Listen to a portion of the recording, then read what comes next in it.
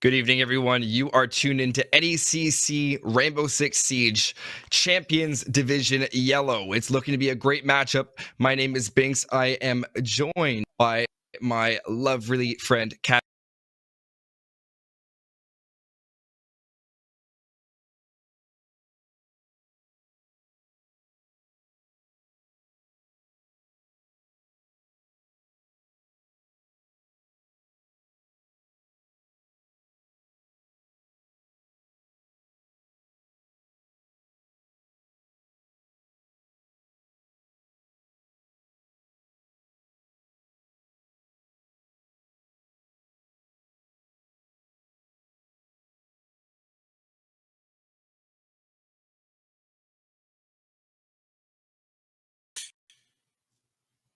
So if we look at the side, go on. Oh, you take Murray State, and I'll take. All right. Loyola. All right, that's all yours. All right, so we have Curiosity, Sour Twist, Biohazard,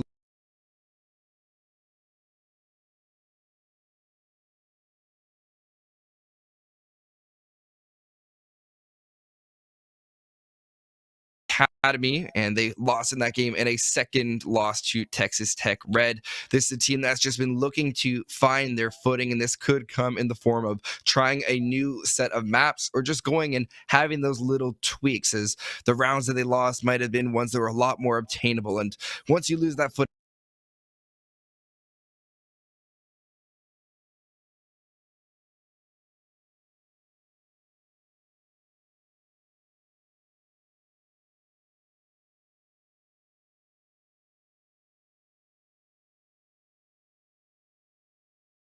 three maps, 3-7, 7-3, 7-3. This is a team that didn't have their map pick to start, but were largely able to really pick things up once they had the pick. And me, as well as my co-commentator,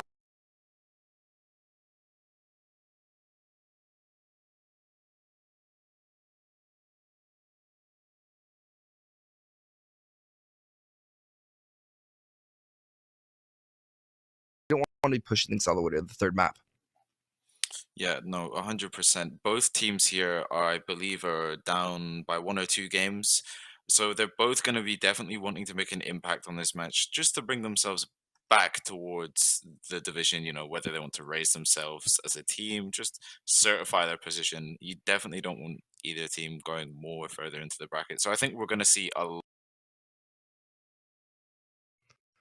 It should be a good matchup. It's the third week. You want to make sure you're setting yourself up for greatness in the season. Neither of these teams have had their bye week yet, so we normally see typically a lot of extra time to review your VODs. So the fact that neither of these teams have had that break, but we did have the natural break of last week, which should have allowed these teams to change things up. So we look at our bands. We have Consulate, Cafe, Skyscraper, then Nighthaven Labs, and Oregon being our first pick. So Nighthaven Labs almost slipping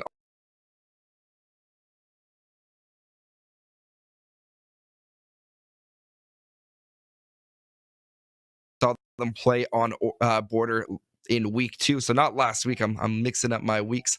But then we had Bank Band, Chalet Band, leaving us with the decider of Clubhouse, a third decider map that we also got to see Loyola on. So I think this is an Oregon. Exactly, and I was talking with our spectator, unnamed. It feels like a lot of deja vu today, as Loyola replicating their map picks, and we'll be into Oregon real soon. Any predictions with our bands?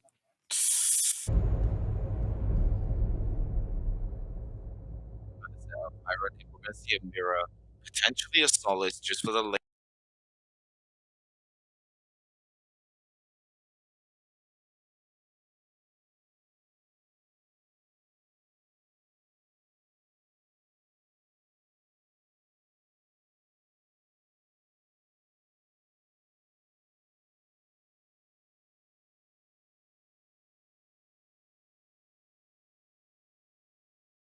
See a solid span here, though. What about yourself? Well, I see the floor is in Dokkaebi. I can see Souls potentially slipping through if we want Fenrir out of there. I believe it was, or Mira now gone. So I actually see Souls being able to slip through with a Fenrir or a zombie ban coming in relatively soon. My biggest concern, the Dokkaebi would make sense because we did see a lot of camera play and a lot of sneaky little roam. So I can see MSU trying to go for that little bit of a sneak and prevent their opponents, but it is going to be Solus getting banned out. Fenrir and Azami both going to be able to slip away from the ban phase, allowing for a little bit of creativity in your setups. Yeah, definitely good to see that the mirror's off the board because the angles and one-way mirrors that you can create on Oregon are absolutely diabolical. Almost looking back to a different map, like in Cafe, you can play the top floor, you can totally destroy Freezer Wall, and it gives you line of sight all the way into Piano. Means you don't have to play as aggressively on that pixel piece.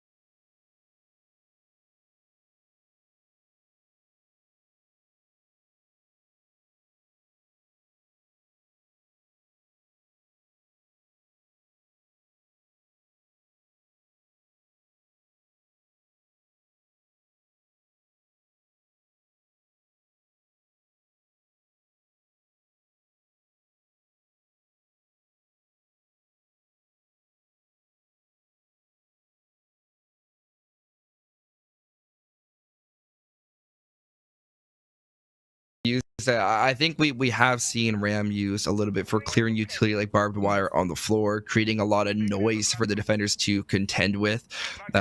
So maybe indirect sort of utilization, as well as you can send that right down blue hallway, and that's going to clear up a lot of utility. The problem is here that you actually need to make it in. I think we saw a few people opting to use Ram to go and send it.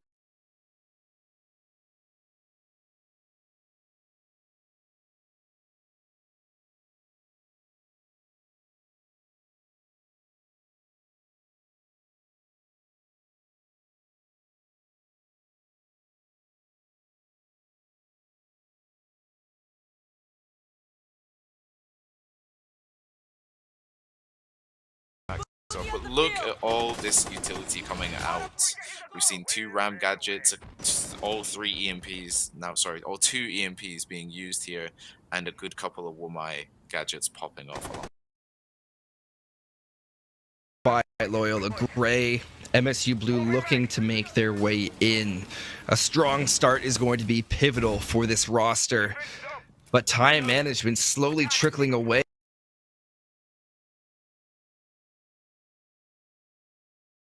And the other two are a little bit unknown, not really cooperating together. 3 drones picked off. 2 of them still sitting in the pockets of their attackers. There's Biohazard on a completely different roam. It looks like Loyola Esports 1 is not going to be able to notice the actual proximity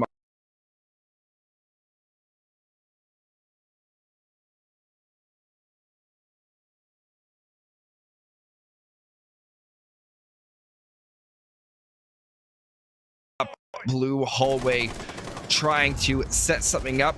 Sour Twist even spraying towards the Drip Dairy. Down goes IBM. 3v3, 52 seconds to go, spraying and waiting, and it is going to be a double kill for Memes. Down goes Sour Twist as the attack of MSU Blue continues to fight back. That's a second kill. To try to make a play, you have the sound to go with you. Curiosity collect until the Drip Dairy. Spray down is Curiosity with another kill. A huge push right in through Freezer will allow MSU to collect the first round. Okay, a couple of things that I've almost immediately picked off about MSU here are Just jump that back the cameras quickly, potentially. they are definitely looking to pose more of a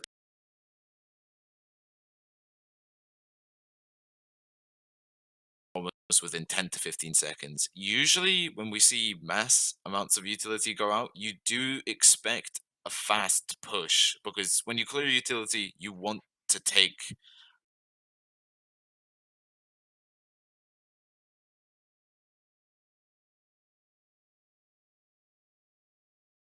deploy. I could go on and on as Gates to be redeployed as well. So I was a little confused to the fact that we saw two EMPs. I think it was all three of the Ram drones going out there, and there wasn't a swing to follow up. There wasn't anyone pushing in behind the Ram drone. Luckily, though, MSU did have a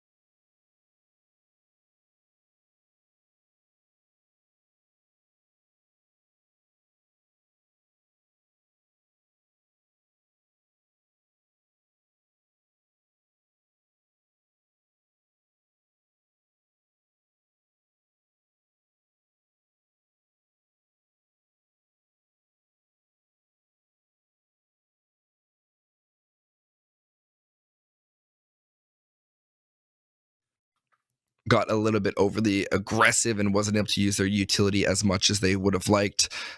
So that's just good communication on MSU Blue. Um,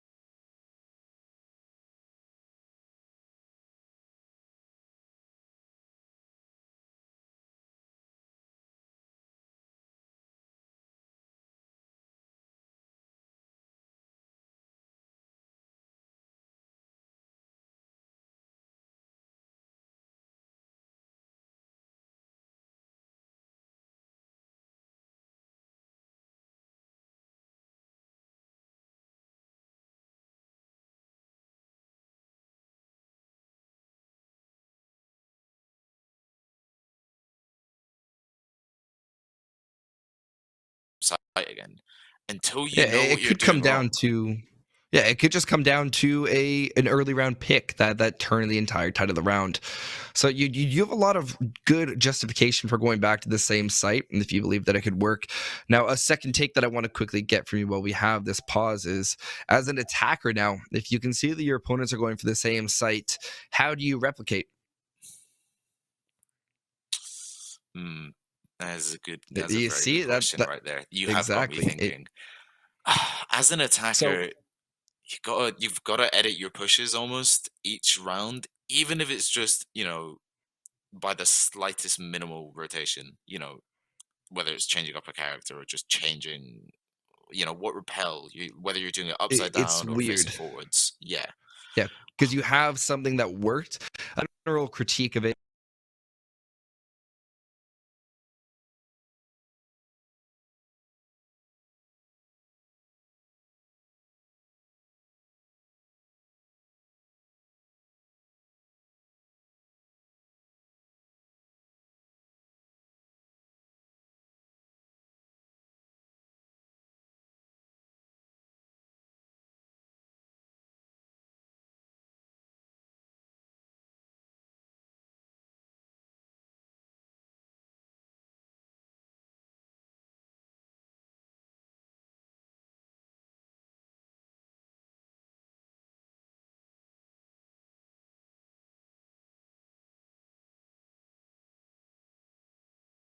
We aren't as confident on this site as we think.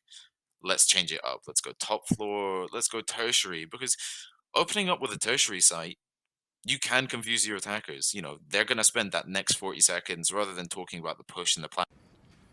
Welcome back to your NECC Rainbow Six Siege Legends or Champions Division. Let's keep going up higher and higher. MSU has had an inability for a player to join, and that is so unfortunate. The timing is just excruciating there, as Sour Twist will make it in not in the time. So unfortunately for MSU, they're gonna have to reattempt on this basement site with 4 to 5. This is more of a replicated setup. Goyo and Thorn being taken, Valkyrie, Goyo. So very much not a mirror setup. I stand corrected as MSU begin their assault.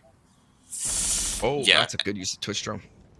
That's what I call good utility usage right there from Twitch. We're gonna see Lemonade take a little bit of damage here, but MSU, they are a player down. They're already in the disadvantage here. They're 2 drones down as well because the player carries 2 drones.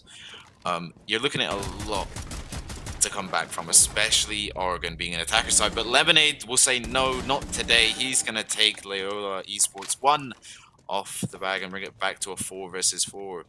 He's looking at 2 people towards bunker, so the double swing could potentially come out from Loyola here, but they're just gonna wait and abide their time because they were very close to pulling off this round last time. I feel like if there was 10 seconds left, we would have seen defender-sided round take 110%.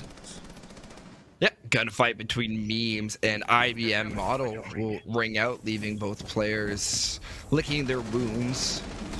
The Goyo of Memes is going to be farther back in sight. Swing out, that's 2 for Lemonade. Nope, that's not going to be able to connect, as Ledrip Dairy on the Valkyrie is just going to be down inside a blue. Kind of a risky spot to go for a revive. Just Jalen also getting into a little bit of an altercation, looking towards Freezer, which is the remaining place for the last 2 players on the side of MSU Blue. That's going to be a revive onto Ledrip Dairy. 4-2 now, as Loyola Gray seem to be on the cusps of their first round. Late round reinforcement even being played as Curiosity makes their way deeper into Freezer. Spring around, they find a great angle. Headshot onto just Jalen. They're down, out for the count, relegated to the bench. Swinging around is going to be Biohazard, assisting, trying to cover all the angles possible. Biohazard is going to be able to capture Mary popping off. And just like that, this round is right back within reach. Curiosity and Biohazard doing a great job of working together to close off this Freezer. Challenging this amplified 2.0 scope is going to have to be the Jackal of Curiosity. Swinging around is going to be a little bit of a miss, as they can make their way right over towards Freezer Door, waiting for this audio cue. It's going to be a spray around. C4 thrown out. Curiosity with a 2K. Started down 4-5, collecting on both those rounds. Great job by MSU, and that's going to be a big confidence booster going into this 3rd round. Wow. MSU going down 1 person into that round, and somehow they've managed to swing it back towards their way. They were looking at a 2v3 with just under a minute left there, and yet they still managed to take the off Loyola. Now they are going to look to switch to top floor now, but I'd say there are some key factors that are going wrong with Loyola right now. They aren't playing off each other currently. I know they said they were, I said this in the first round, and they were, but that second round I didn't see as much playing off each other per se. I would have, if they're playing off each other perfectly, you're expecting refrags almost instantaneously, or if not within 5 seconds, you're seeing someone getting downed or being killed, taken out of the match. They're gonna look to push the top floor now. I wonder if they're wanting to do almost an extended sort of roam here, have 2 players on the bottom, waste MSU's time, and then bring them back up, or if they are just gonna play it like they've been playing it, 5-man on site. Because I feel like if we toss a roamer into the mix here, MSU, are they gonna be able to counter that? As per se, we did see a roam clear last round, but the round before that, the first round, we didn't see any roam clear. So I'm just thinking to myself, if Loyola tossed the roamer out there, is it going to push MSU back a bit? I guess that is yet to be seen. We have a top floor site, and it does seem like a calculated setup from Loyola Gray. I want to highlight this is also MSU Blue's map pick.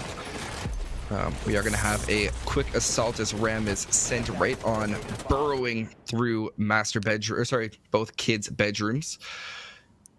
A little bit of a confrontation, trying to deal with the drone as fast as possible. Meanwhile, a two-sided assault will be taking place from the side of bedroom. Biohazard from the outside of double window is going to collect the first kill, as Loyola Esports is once again the first pick, looking towards a shift on their approach. They've established a lot of coverage. Now it's all about having the ability to swing right back around and assault from a different angle. Make sure that Loyola Gray really feels that pressure.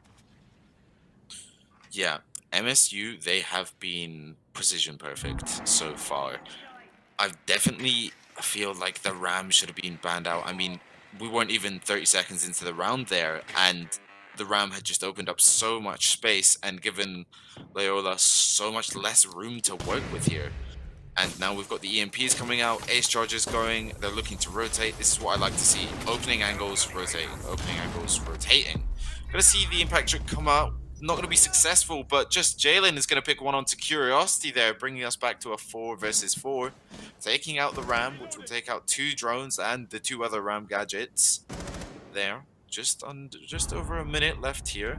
We're going to see Biohazard nice with a job nade. by Biohazard. Yeah, that's a huge nade. You want to make sure you're really making your defenders feel uncomfortable, having them forced to rotate. Mary popping off has to contend with 2 different angles, looking out towards Trophy, all whilst being concerned about the long angle. But Biohazard is looking for the ace, but no, they're being shut down right away after getting 3 by memes. 2v3 having to stand still. Sour Twist goes down as a result of Mary popping off. IBM Model made it their way into walk-in, sprays around, flicks onto the head of memes. Down they go. Mary popping off, stuck in a 2v1, swinging their way right around towards Trophy. Is going to be able to catch the ace off guard. This double kill, looking for 3 for the clutch. IBM Model, they have the call out from their teammate, knowing that they have been looking through breach. Good idea from IBM. Having the drone, you have 15 seconds to go, and it could make a difference. Blocking them out of sight. Case is already inside a Trophy. They know the angle that they have to watch. They're going to swing around, try to find the gunfight, but no, there's Merritt popping off with a 3K to get Loyola Esports right back into this one, 2-1. Wow. Okay. Well played, Mary. That was a round that wasn't looking to go towards Loyola, but honestly, in my opinion there, that was much better played from Loyola there. They were communicating more, I feel like. They knew what they were doing. Breaches were getting opened, and they were trying to counteract those breaches with a K charge or the impact trick there that we saw. And luckily, Mary Popenoff just managed to save the round for Loyola there and keep them in the game, because you definitely don't want MSU going 3-0 up on a defender-sided map. Because not only is it not going to be great for the switch, because you're looking at pulling a 3-3 at best then, but you look at the mental game here. You know, if you're if you're Loyola and you're going to an attacker role here on a defended-sided map, and you're only got 2 rounds, you're not going to be feeling great. You're going to be feeling slightly less confident because you've got less ability to play with, I feel.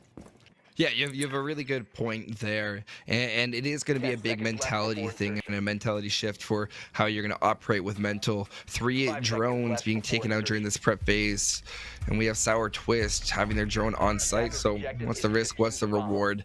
And it does look to be a little bit more of an extension with Ladrip Dairy sitting upstairs for now, probably figuring out where exactly they want to have their camp set up. They have all of them all sent out so far. So I like the start from Loyola Gray. I would have liked to see maybe a little bit more of a roaming extension. But at least we have the watching for the Twitch, and that's a really good thing and a good adaptation from just Jalen. That's just something that can make the difference later in the round. Yeah, 100%. He's got impacts. He's got a Goyo canister in the pocket. I'm not too sure why you'd keep it in the pocket. Maybe just potentially seeing to get rid of those Twitch drones first, and then safely being able to say, I can put down my Goyo canister now. Once again, we're seeing MSU go for a bunker push. A little bit of damage going to be traded onto Jalen and back onto Sour Twist as well. And here we go. Gridlock frag, coming out there. Gonna pop a Goyo canister. they're heavy set on this bunker push, and Curiosity might be able to get the better of Loyola here, as they seem to be unaware. The Valkyrie, though, watching. Oh, Yeah, surely not. lots of Oh! different angles to watch I out for. thought that was Not someone actually the kill else. that comes out. Mary popping off is able to collect their first kill onto IBM Model. That's Twitch. They had a great headshot last round and a good operator shutout. Information-wise, Ace Summer breaching charge is being deployed over towards electrical spray out. Biohazard, now that's the kill you're looking for. A great headshot onto Esports 1, swinging right back around. There is now a multitude of angles pressuring the Loyola Gray. You have to communicate, figure out exactly which ones you're going to challenge at what time, work together and swing these angles. Great headshot by just Jalen as they maneuver themselves right around a laundry room, springing, trying to find Curiosity. You know they're playing in that general area. They've rotated right back, and that's going to be the mute jammer, forcing the Ace Selma charge right out of there. And it's going to be a question, can they get the charge? How can they maneuver around this? Mute Curiosity to find one. Sour Twist to find one onto Memes. Now a 3v2. Legendary Mary popping off. The clutch from last round will not be possible. Mary popping off sitting to that down but not out stage. Needing the call. Call from Electricity, not looking the right way. It's going to be a spray, but there's Lemonade on the Ace to collect. And MSU showing their superiority in this basement site. Yeah, MSU are truly dominating on the basement side. They've got it down perfectly at this point. They know what to do. They know how they're using their utility. I did like the fact that we did get to see the frag grenades come back out. You know, we're gonna go to a replay here and see a good couple of nice shots here coming out back and forth. What a nice shot from Jalen there. And then just the spray of the LMG towards the end there. I like the fact that we're seeing Gridlock now used more in Siege because they've given her frags. They've turned Yana more into a support role instead of a entry or a second entry, and they've pushed Gridlock from being a flex slash soft support almost to that second entry position just because you've given the character frag grenades. Attackers have located You a know, bomb. Yana's sort of being dragged back by having her frags removed. You know, you're sort of almost now using the droning capabilities of her clone to maybe go in front of an entry frag, you know, clear with the drone, and then, you know, get your entry to pick off wherever they've been shot from. So I feel like Yana's definitely the whole. It's amazing how you can change like operators just with removing frags or adding frags. Well, you can look at exactly what their utility and what their usage in the round is. For example, we can look at someone like Sledge who can open up his own holes and make that breach for his nades. That made him very powerful. You can look over to a defense where a deployable shield can give you that utility to sit behind and fit you right into a team setup where the moment you lose that defended or that deployable shield, everything changes. Now this is a great use. It's going to be mimicking their push right upstairs. Ram being sent out, Curiosity spraying out. That's a great shot onto just Jalen being able to find them and really line them up and be aware of where that head level is. Springing right around. They're looking towards White Tower stairs. 2 minutes and 15 is a crazy fast time to be making their way upstairs, and Ram's utility usage just allows for these players to consistently have the ability to look up and spray. Yeah, 100% Ram's capabilities just with those 3 drones opening mass destruction. You can see the hatch. I don't think it's reinforced there in Kid's bedroom. I'm not too sure. It doesn't look reinforced to me. So the capabilities of a kitchen hatch drop are quite high, I'd say. Warden's off the board. Oh, Loyola Esports 1 is just gonna get away with his life there as he slowly retreats back towards Zulu. MSU, they've taken above, they've got the vert control here. We're potentially looking for a C4 from Loyola to stop the push or just grind it to a halt. They need to pull something out of the bag here to get away with the round. Lion scan's gonna come out now. Sorry, not even EE1D here. Lion scan being utilized. Esports 1 backing their way on diffuser stairs. They're going to be caught, seeing the Lion run their way into servers. Shots coming out a little bit too late. 3 players hitting the bottom white. Sour Twist of collecting to Loyola Esports. Down goes Memes on the mute. This entire round for Loyola falling right apart, but it's going to be a reconciliation frag for Mary popping off with the nade trickling down from the hatch. Will end their life. Oh, that's going to be legendary. Mary popping off still sitting comfy, cozy beneath this kitchen hatch. Spraying, they're going to have to find the ace from the round, looking for 2, not able to find a Sour Twist to collect, and that's exactly what happens when you allow your counterparts to take all the map control without extending off your own site. MSU, they've truly got Oregon down to a perfect T. They're playing so closely together, but not too closely in a way that, let's say Memes, for instance, swings the door and 3 of them are so compact that he's going to get a triple kill. They're playing in a way that for you to almost get one of them, you have to be traded out. Or for you to even potentially look at doing damage to 2 of them, you're going to get traded out. You're getting traded out no matter what, because they're pushing in this way that's not completely compact, but just spread out enough to completely make sure that if you swing them, you're going to be taken off the board here. Yeah, that's exactly it. Rotate. Yeah. And I like that they're coming back up to the second floor. This is the only site that they did manage to win, if you can think all the way back. And that came right down to a 1v1. I think my favorite part about the push up here was that the entirety of the offense was constantly aware of the angles they were holding and pinching Loyola Gray, spreading them thin to the point that they were comfortable to push in. And there, Ram Finka double push onto double window, opening up the scoring, taking out Esports 1.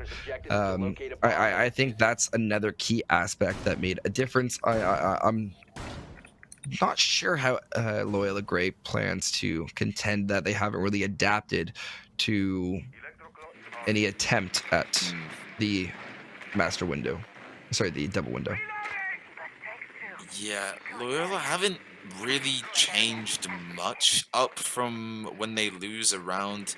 They've managed to get 1 round under their belts. They are truly going to need this second round. I cannot stress how important this round is to Loyola.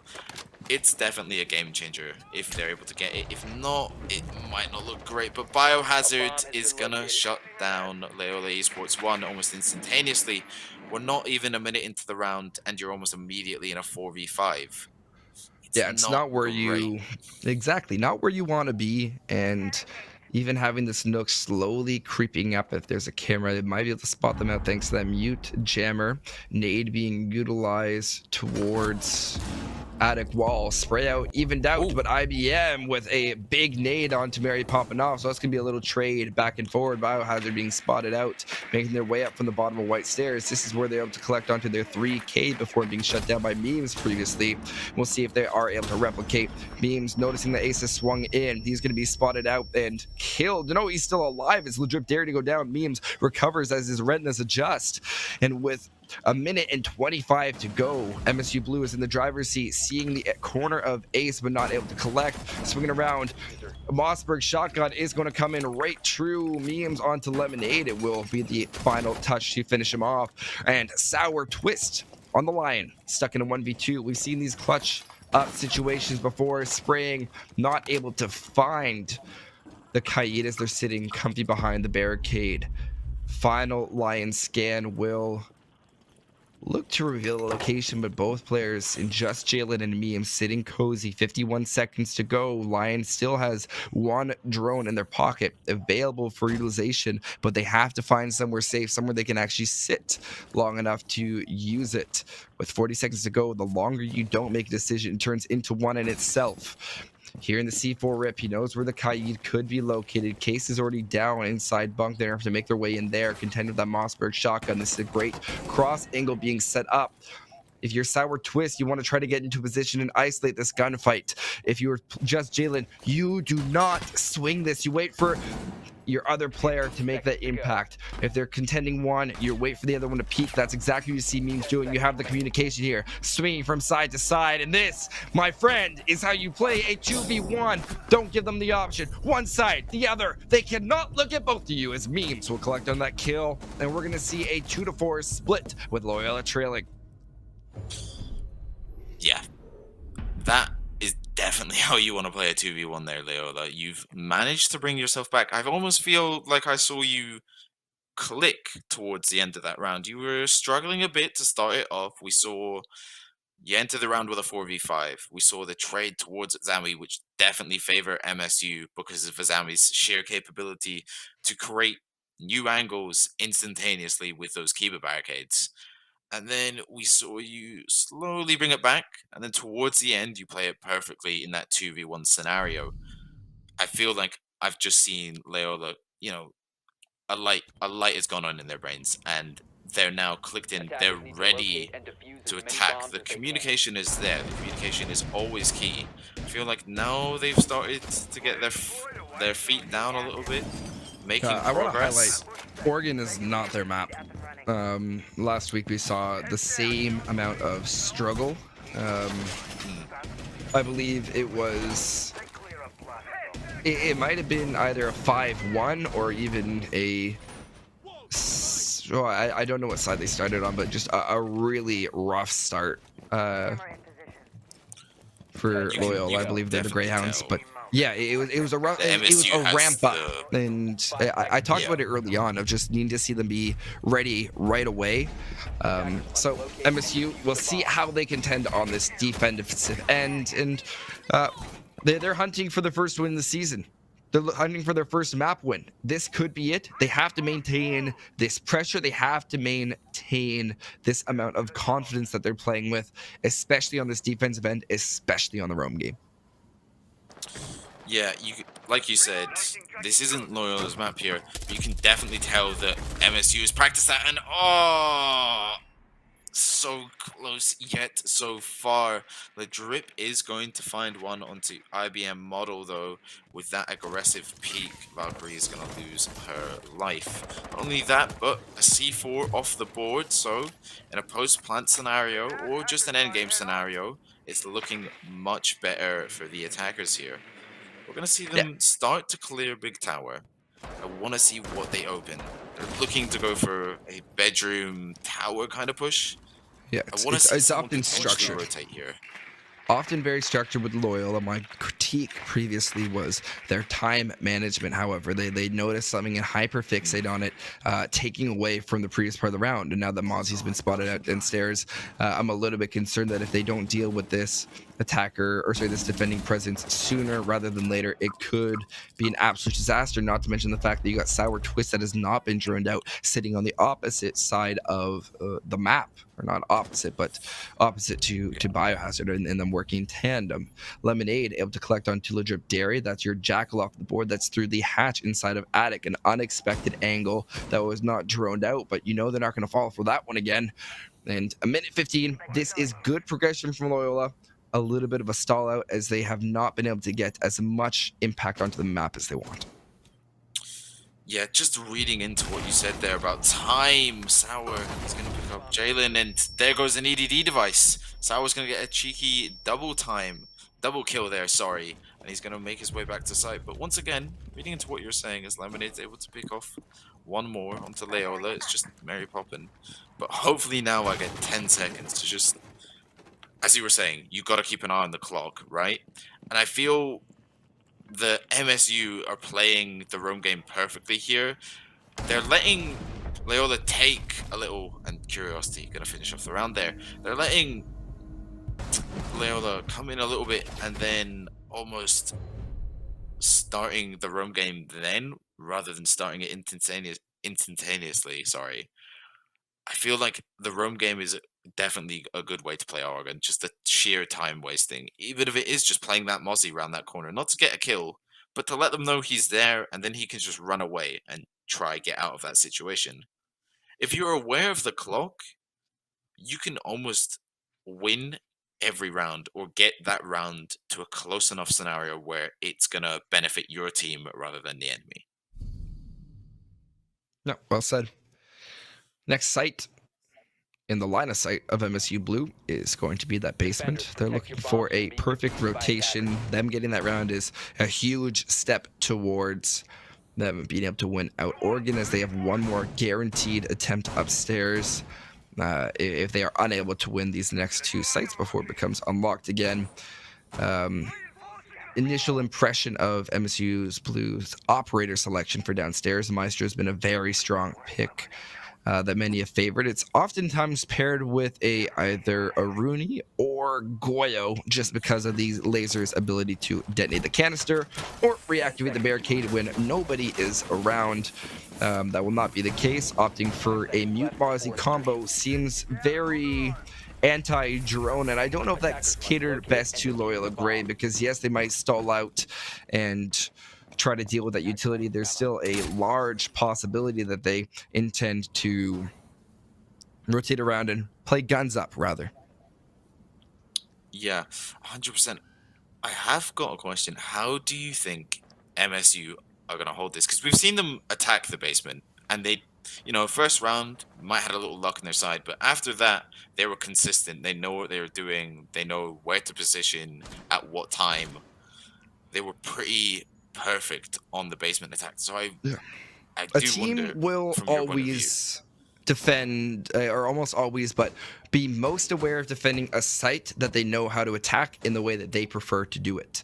I believe this is subconscious. It's something I've noticed with a lot of Rainbow Six Siege players. You can see it in other sports where you prepare for what you do sometimes, rather than the opposite.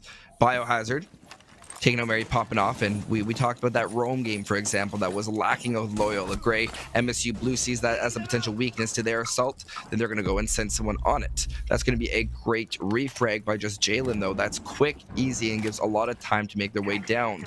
You just have to make sure to continue to drone, watching for the creeping Jaeger. That shot being very ill-timed. If they would have just waited, that's going to hurt when you watch the VOD, Jalen. But that's the main thing. As we look towards the site, it's mainly catered towards dealing with these off angles, having a Meister cam that's extremely hard to deal with, providing you with the information notification when someone's there. So now you have Biohazard there, ready to watch, ready to deal with it. And what a nade. I don't know why there isn't an ADS ready, or if it was already burnt. Holding for curiosity. Think a boost from just Jalen. This could signal the start of an assault. It will be Model IBM going down first. It's going to be Kaid looking to hold C4, trying to distract as the plant is not going to be possible. The second player going down in the form of Curiosity. Lemonade down. Curiosity finished off. Sour Twist, the last player left in a 1v4, sitting inside Laundry. So many angles that they have to watch for.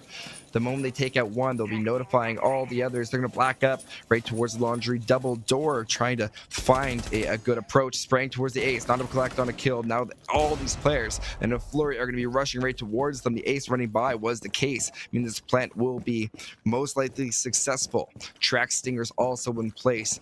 Sour Twist running all the way either to Big Tower or Freezer, opting for Big Tower. This is going to be a lot more of a loaded assault. 1.0 scope going against all these 2.0. You have to find one in the form of just Jalen. 1v3. Count them down with me.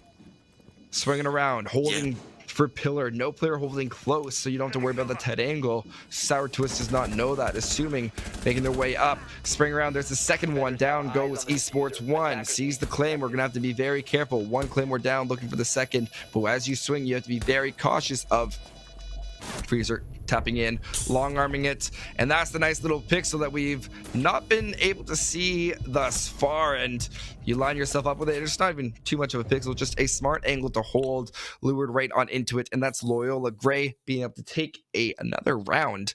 5-3, very much needed, and it looks like MSU Blue is not in total control of that basement.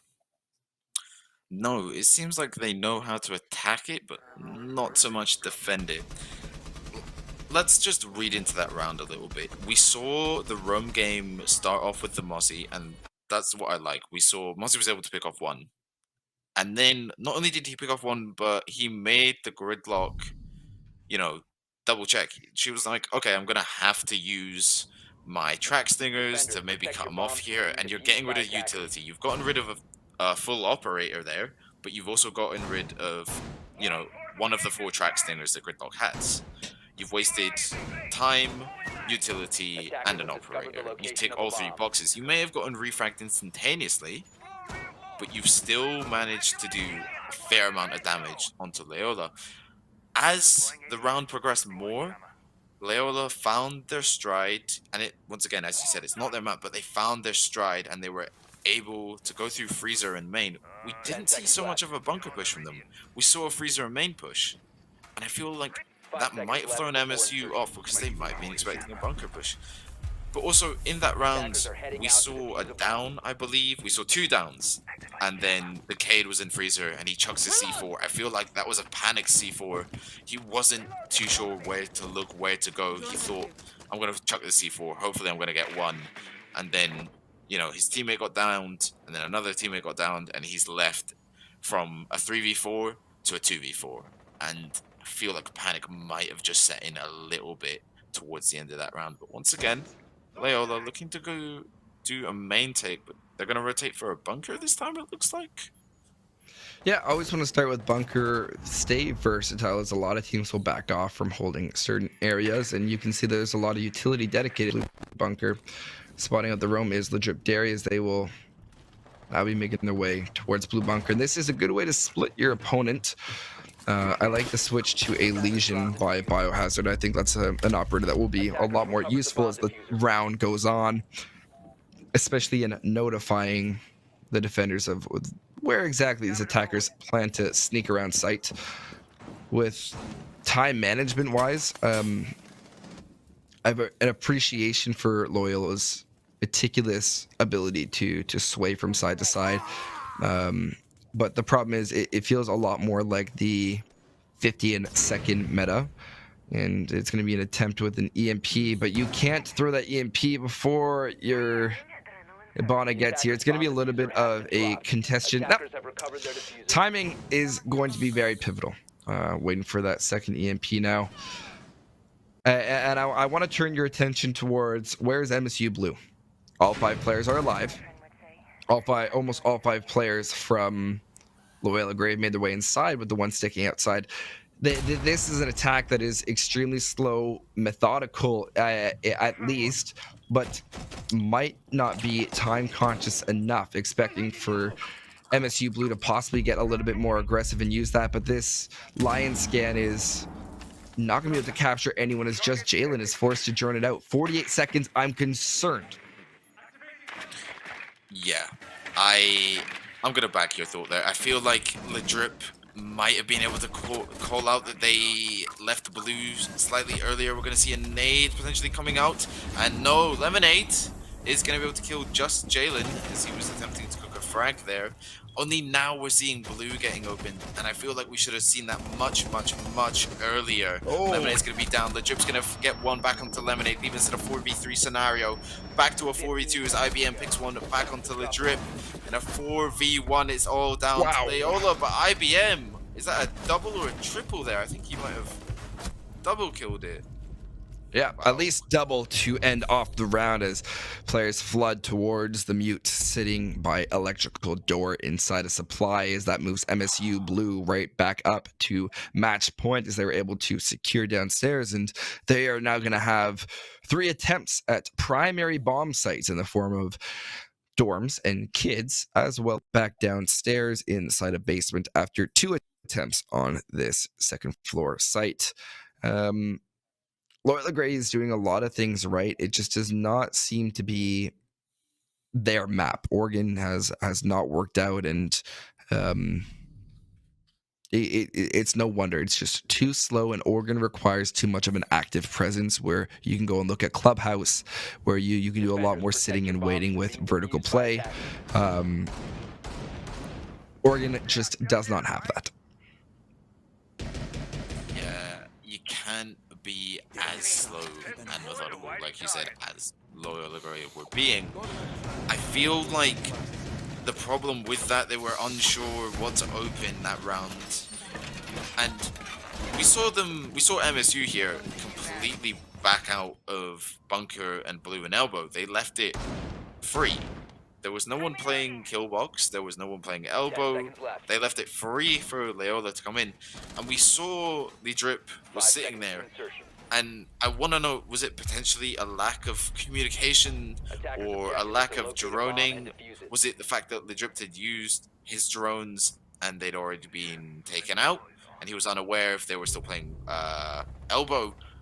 But IBM is going to take out just Jalen, leaving Loyola in a 4 versus 5 scenario, attacking the top floor. Not the greatest start, but they might be able to bring it back. We've seen them bring it back from 5v4 situations multiple times this game.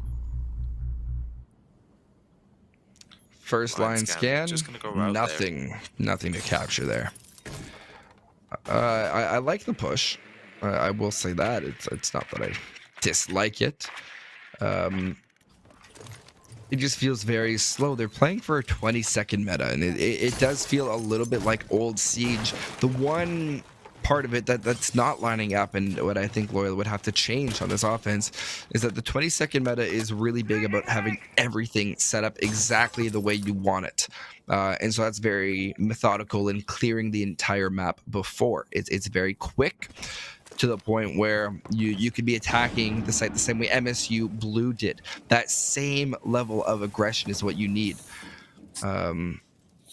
Because the moment you get into position and force your defenders to be stuck, they start to feel the pressure, swing things that they shouldn't. Those 2v1s you might see late in a round turn into an easy 1v3 favoring your team because they just peeked the wrong angle. But I digress as we're headed into our final minute and 20 seconds. Yeah, I feel like Loyola are just once again playing this a little too slow and methodical. You gotta keep an eye on the clock. A C4 is gonna go out. Is it gonna be too late? The pings are coming. Is he saving it potentially? It's gonna detonate, but it's not gonna pick anyone up. Oh, it is. Oh, it is. Yeah, confused there. Yeah, right down they go, and Lemonade is going to be in the down but not out stage. IBM model to collect onto Ladrip Dairy. 2v5 now, as Lemonade is given a pat on the back, and they're back on their feet. One of these players in the form of Nomad, Mary popping off, looking right in towards Armory. Air jab to cover their flank. 40 seconds to go. Esports 1 stuck at the bottom of these stairs trying to collect a frag. They're going to need it if they push towards the site. Spray out. Biohazard finds the headshot. Down they go. Mary popping off with 1. Spraying for 2. Able to find it. 3. Nope. That is all she wrote to IBM model. Collects on a Mary popping off as MSU collect their first map of the year in a very dominant fashion. As that's 7-3. They'll be moving on to Loyola Esports map pick of, I believe, Border next. Yeah, Border is our next map pick, and I feel Loyola, they know what they're doing. They're just doing it a little too slowly per se. I feel like on their map, we're gonna see them with the slow methodical plays once again, but they're gonna know it off by heart. They're gonna almost be doing it in their sleep. They're gonna know what to do. They're gonna know what to swing, reinforce, what angles to hold, how to play off each other. I feel like MSU are really I don't know how to word this almost, but they are in a really good state. Like we saw with the end Rome game between Mozzie and Capcan, if you saw them approaching together, I was just thinking they are just in each other's heads. Like, this is a same brain moment. They know they're not even speaking to each other, just reading off the player's body movement at this point, and they know how to play into the Rome game. Yeah, when you have a tough first 2 weeks in your matchups, it gives a lot of dedication. You either crumple to the ground or you rise up. And I mentioned the bye week and the hypothetical or fake bye week that we had last week. I don't know if it was just broadcasts that weren't happening, but based on the fact that these teams only have 2 matches played, I assume that it was all around. I'm very happy for that because it clearly gave this time enough team to sit down. And if they VOD reviewed Loyola, I haven't seen too much variation from what we saw when they played in week 2. There hasn't been those changes that need to happen. So that's something that we need to see. But we'll be giving you a quick little 3-minute break, and we'll be back in a moment with Border, Loyal's map pick. Don't go anywhere. Welcome back to your NECC Rainbow Six Siege Champions Yellow Division. My name is Binkkz. I'm joined by my good friend Carpi, and we just had a great matchup right on the side of Oregon. MSU, a team previously without map wins, showed a completely different side of them, and the MSU that we've really been waiting to see. Any big takeaways right before we jump into our second map of Border? I'd see if I could pick one thing from each team, and we've said it quite a lot in Oregon. I'd say MSU, they're a consistent team. They like to do the same thing over and over again. I'd say Loyola here, they are a team that works slow and methodically, and that might play a little bit into MSU due to the fact that the timer, 3 minutes isn't a lot to work with when you look at it in all perspective. Speed and aggression, the name of the game today, especially with these two matchups as we go spiraling right into our second map of Border. For all of you statisticians, this is the map pick of Loyola Esports, and statistically they are following what they did in the previous week as they dropped to Niner 7-3 in a match that looked extremely similar on Oregon. The only difference being, I believe, their defensive end was a little bit worse. So we see a little bit more, I guess, reconciliation, you can call it. And they did have a great 3 final rounds before the nail in the coffin last week. Thatcher and Osa being the 2 initially banned operators. This leaves Flores on the board for this match. Looking towards defense, I see Souls being taken off as well as Fenrir, but we will see. Yeah, I can definitely agree with that Solace one purely Perhaps Valkyrie also. Well, yeah, definitely. Because Border is one of these maps where a lot of it is like destructive surfaces. You are able, and there's not a lot of hard surface plants per se. You've got a small bit in Archive. You've got a little table to work with as well in Archives as well. But you've not got a lot to work with if you're going to plant in Armory, apart from that small bit next to Breach. But we're going to see Solace and Mira as our final band. So I'd say definitely a good band. But I wonder, MSU, are we going to see the consistent Valkyrie pick purely because of information and plant denial potentially here? And are we going to see Loyola counter that? Dokkaebi did escape Panbase, so you have the opportunity for counter.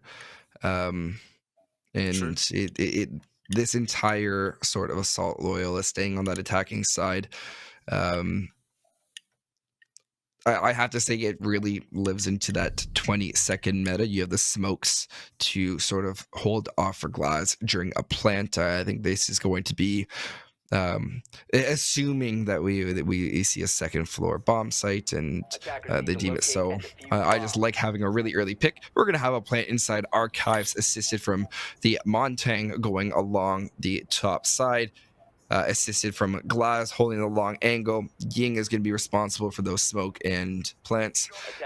Meanwhile, Gridlock is also going to be responsible for smoking. It's going to be essentially a plant and hold from the 2 windows. A well-timed C4 is going to be putting a wrench in all of that from MSU Blue. Someone to really look forward here is going to be Lemonade and Biohazard. There's my take. I want this to be an NECC clip as I just called an entire round before it started. 5 seconds remaining. I feel like we're gonna. Attackers are heading out to defuse a bomb. I think you're him. Those are the words I'm gonna describe you right there. You're him. You're calling the round before it even starts. Yep, 3 players spawning on the side of the northeast ramp. Always bad with spawn names. They'll make their way immediately toward Archives, though. You have Jaeger ADSs, but those are not going to be able to catch your Wamai smoke and incendiary bolts should you need them. You have all these sets of smokes. Montang on the side of Ledrip, and it is, of course, not going to be the Montang going for the plant. Now notified that there are players sitting out here. You're going to try to sneak in as fast as you can. Gone 6 being utilized. Look at all the areas where the C4 can come from. Why is Montang bringing down their shield? failed. The drip dairy, not what you want to do. Shot from behind that results in IG Free Hugs going down. There's the C4. Down goes the drip dairy. Spray out. Curiosity up to find a shoe of IG Free Hugs, who's already previously down from what I think might have been an explosion. This leaves all these players stuck. They have the smokes still in their pocket. Glaz and Yin can use them to great effect. You have the flashes as well. Still staring down the barrel. Gridlock sent all of her track stingers right on in towards Armory. All 5 players from MSU Blue still staying strong. Biohazard still has C4 in hand. I did get it wrong. It was IBM that was able to have a huge explosive impact, but Lemonade still has a C4 in pocket, and they do have the ability to use it. Spraying around, trying to find a pick. Biohazard out towards the balcony. This is a 3v5, still very winnable for Loyola. Spraying in right through, I believe the smoke will be Mary popping off to take out Curiosity. They used a lot of their util already. There's the first smoke. Let's see if Glass can make it there in time. Lemonade ready with that C4, prep right on over. No connection! This results in a potential plant. Yin Candela canisters thrown right on in. Mary popping off, attempting to plant to the corner. Final Candela thrown right out, setting up. It is going to be Lemonade to shut down that plant. This entire round being sent on its head. Another explosion rings out. I give Free Hugs, taking out IBM with the Claymore. Looking right around, guns ablazing. Just Jalen has a headshot onto Biohazard. Has means to assist. Final smoke canister being utilized, but there is still a little angle that is visible. Just Jalen goes down. Spray from Sour Twist as they walk into the line of fire. And that's going to be MSU picking up the first round. Called it. I called it. There's not much to say, but you called it there. Loyola, I feel like they knew what they were doing. They knew where to go. They knew where to push. But I feel like MSU, they read it. They read the play like a book. Like you were able to preview the round somehow. MSU were also able to preview that round. So I wonder how Loyola's going to play this. There was definitely some aggression there that I've never seen from Loyola esports. We didn't see any like sheer aggression in Oregon. We saw slow and methodical, but we've been talking about them being slow and methodical, and first round into their own map, and they've proved us completely wrong. They've said, do you know what, actually we're going to switch it up and we're going to show you that we are very much capable of taking the reins of the horse and driving it around. Is it the fact that they're on their own map, though, Binkkz? Do you think that they're going with these sheer aggressive plays? Yeah, it's something you think you can catch your opponent off guard. Looking towards our current offensive lineup, I'm going to see a push in towards offices, likely from Archive, as well as the east stairs, utilizing Ram to clear it along that long corridor, getting in and emphasizing a push right in towards bathroom, but that's going to come in the much later moments. And I personally see Curiosity being a pivotal player here if they make it that far. I know I'm doing a lot of speculation. This is not something I normally do, but I do have that confidence because you have 3 players that are capable of opening up hatches, and if you're looking to go for a push right on into either construction, you can go or into bathroom, you can go through Archives hatch and then make your way towards the other side, but of course starting their push inside of Archives. Yeah, Loyola looking to do a top floor down sort of take. I'd definitely say this round could 110% be in Loyola's favor. They've already got control of server. They've got a Ram on the board. They can open pretty much anything they want, especially with it being border. But IBM, he's playing close. He's playing close to the heart. But have they seen him? No? Yes, no, yes, no, yes, no, yes! They have not seen him. IBM's going to manage to pick one and run away, but Mary Poppin is going to be able to pick the buck. Sorry, Mary Poppin is going to be able to pick Biohazard off and leave us back in a 4v4. But you may be in a 4v4, but there's much less time to work with here. IBM looking to go for a flank. Is he going to catch Jalen? No. Yes, he will. Oh no, I'm mixing them up, but Just Jalen is able to catch IBM. That's a 4-3 favoring the Loyola Greyhounds. Swinging right back, Lemonade is going to fall next to Le Drip Dairy. This is the vertical play coming in huge. Curiosity still sitting comfy cozy. I mentioned if they made it this far, but they have rotated to Tellers. They play a very pivotal part in this type of an assault. Looking around and not having to be too concerned about window. Sour Twist is now going to be joining their teammate inside of Tellers, waiting for this assault, having to find 4. It's going to be a matter of how well can these players close off the angles. Just Jalen with 1, all left up to Sour Twist. Proned, waiting for the execution from Loyola Grey. Adrenal Surge gives them the go-ahead to start making their way in. Spray, down goes just Jalen, only taking a sliver of HP. Memes with the plan inside of Showers. After this, you can hold with that long angle. Mary popping up, also sneaking their way into Tellers. This is going to be a close gunfight to contend. And there's Mary popping right off as Loyola Esports collect on their first round 1-1. And that is the confidence that we wish to see from this roster. Yeah, Loyola. The aggression is there. They know what they're doing. I feel like it's their map. They know what they're doing. I feel like they might be able to pull the rug out of under from MSU's feet here and just completely sweep them off guard. They just know. You know, they feel confident. You can see it in the way they're moving. You can see it in the way they're droning. You can just tell from the body positions and the angles that they're taking that they're much more confident. And even if they are losing a player or two within the first minute or 30 seconds of the round, they still got this confidence in their walk. They still stick to the plan. They don't, rotate off it. They don't panic. And I feel like we saw that a lot more in Oregon, but now it's almost completely disappeared. It's like it was never a thing.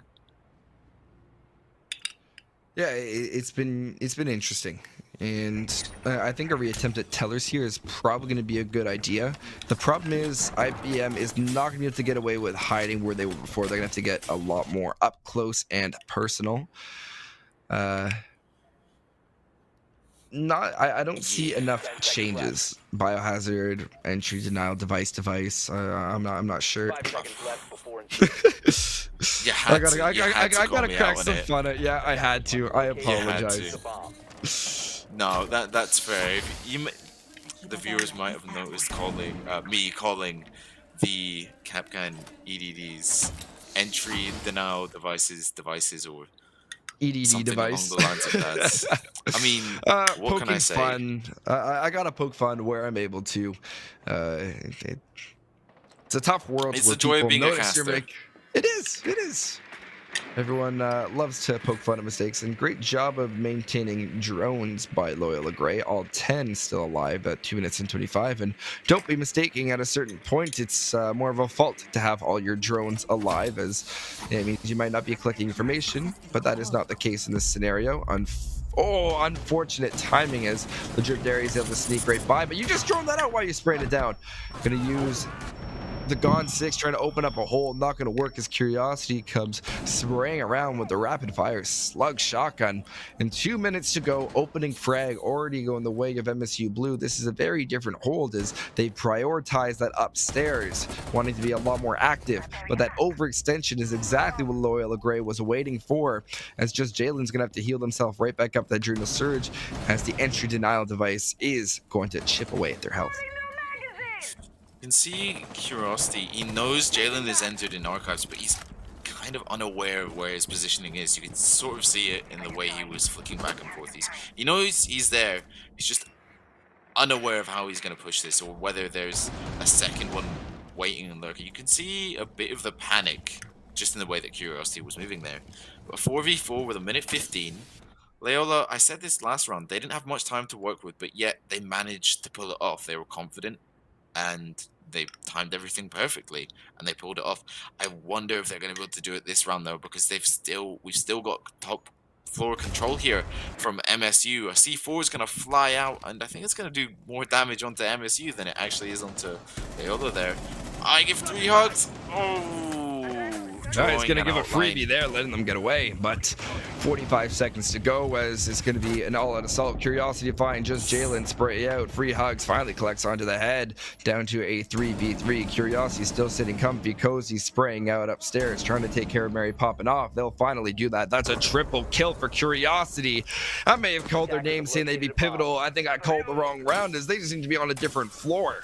Memes making their way up. I give free hugs is going to be down by the Legion goo mine. With 15 seconds to go, you can attempt this. It's going to be a spray. Curiosity getting a little bit kill hungry is going to be shut down. Now down to a 1v2. Memes has to make this approach, and he needs to make it now, including a plant. Going to go for the revive. That might have been the wrong call. It's 5 seconds to go. Spray, spray, spray into sight. No chance for a plant. 1, 2, and that's all she wrote for MSU as they'll go and take their second round.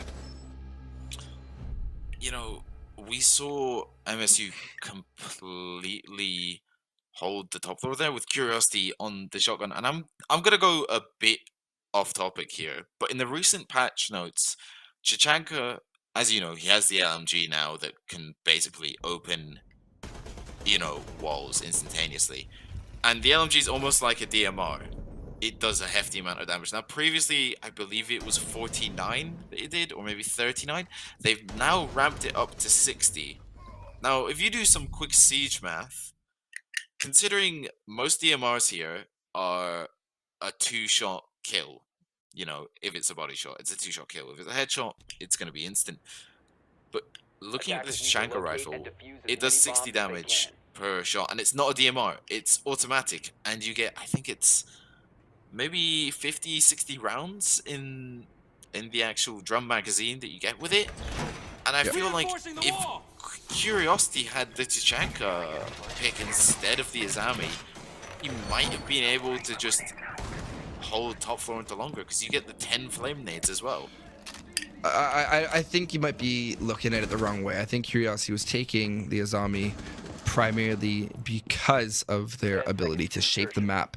You saw the sprays come out and Curiosity continue to be able to hold as Loyola Gray sprayed all around them, but were unable to pressure properly. The opening frag came from, I believe, the Lion of last round, trying to spray towards Curiosity, but all of the Azami barricades were able to hold and allow for that gunfight to go the way of Curiosity. And there's a great SMG secondary that is an option, but the shotgun's being taken as your destruction in combination with the TCSG. It's a great choice.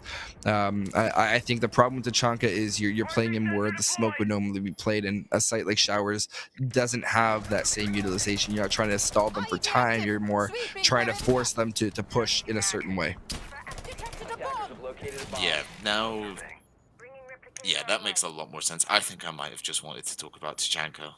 Yeah, it's a fun thing to talk about. Very fun thing to talk about. But, you know, minute gone already as we waffle on about opinions and Chichanka and rounds. Still a 5v5 here. No one's been picked off, and I feel like this is almost the first time that we've seen a 5v5 last longer than a minute. I want to say that. I can't confirm it, but I feel like each round we've seen someone get picked off from either side almost instantaneously. Well, yeah, Loyola's been a lot more aggressive compared to their previous matchup, but that could potentially be attributed to the way they know the map. They're resetting to default now. Zombie barricades being utilized. That's the pixel peak you're looking for. Is Nade is able to collect right where they want to. Second zombie barricade setting up a little bit farther back. Memes with the refrag on the biohazard. That's the pulse that you would have had down below or on the roam. So good to have them out, but that's exactly who you expect to see out relatively soon. Good for Loyola to be very aware of that. Nade being cooked.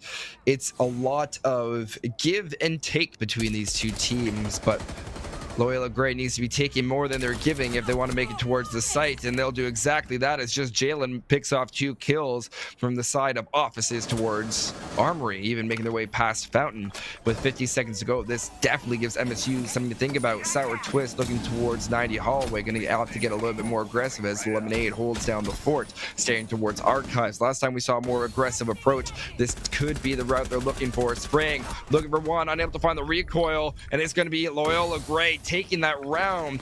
Jaeger with the great flank, but just not able to find their kill, as a quick little flick from the gridlock will send us right back to 2-2. Loyola are really taking their map pick in their stride. I don't know how to describe it. It's almost like they've changed out a completely different team. I don't know. I didn't see this on Oregon. We didn't even see hints of this on Oregon. They've come in with a new persona and they've totally regained it. And this is more back to back. We're seeing MSU take a round, Loyola fight back with a round, Loyola take another round, leaving the scoreline 2-1, and then MSU taking another round. We're seeing back to back to back, and I wonder if it's going to continue like this till the half. I feel like it's going to continue like this till the half, Attackers and need to then I locate feel and like we defuse as might many bombs as they see can. Loyola maybe take a stride out and push MSU back a couple rounds and maybe leave our scoreline at a 5-3 or a 5-4. I feel like we're about to see Loyola take the lead.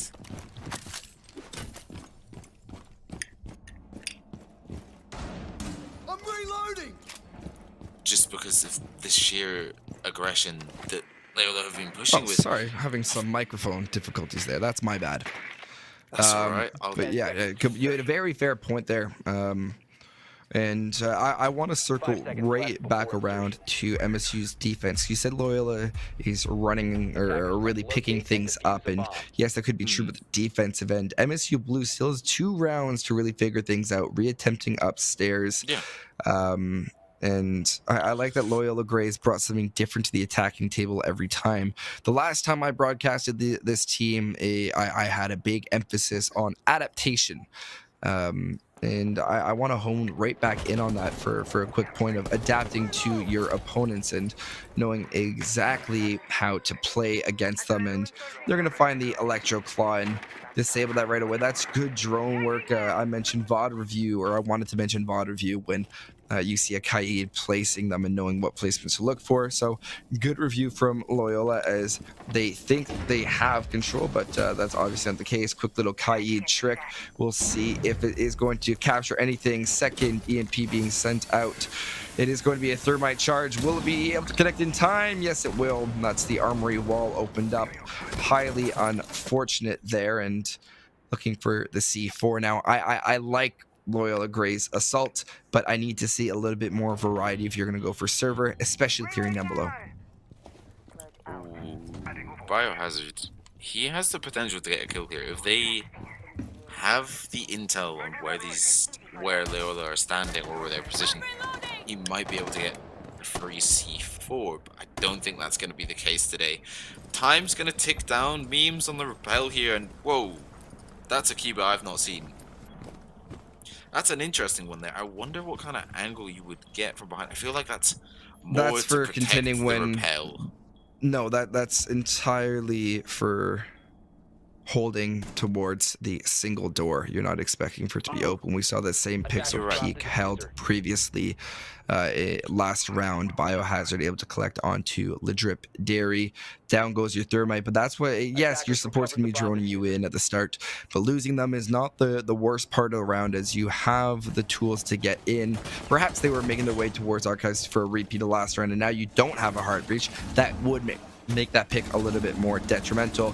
Spraying towards these long angles. Sour twist. I can't support it too much. That's a fight you don't need to take. Stalling your opponents for only so long will do so much. Just Jade, however, has the route into sight through this door, waiting and has to contend with this Mossberg shotgun. Mary Popinoff is slowly starting to make their way in through beepers.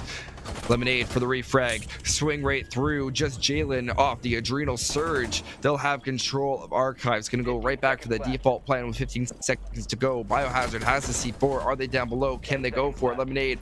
Quick tap tap.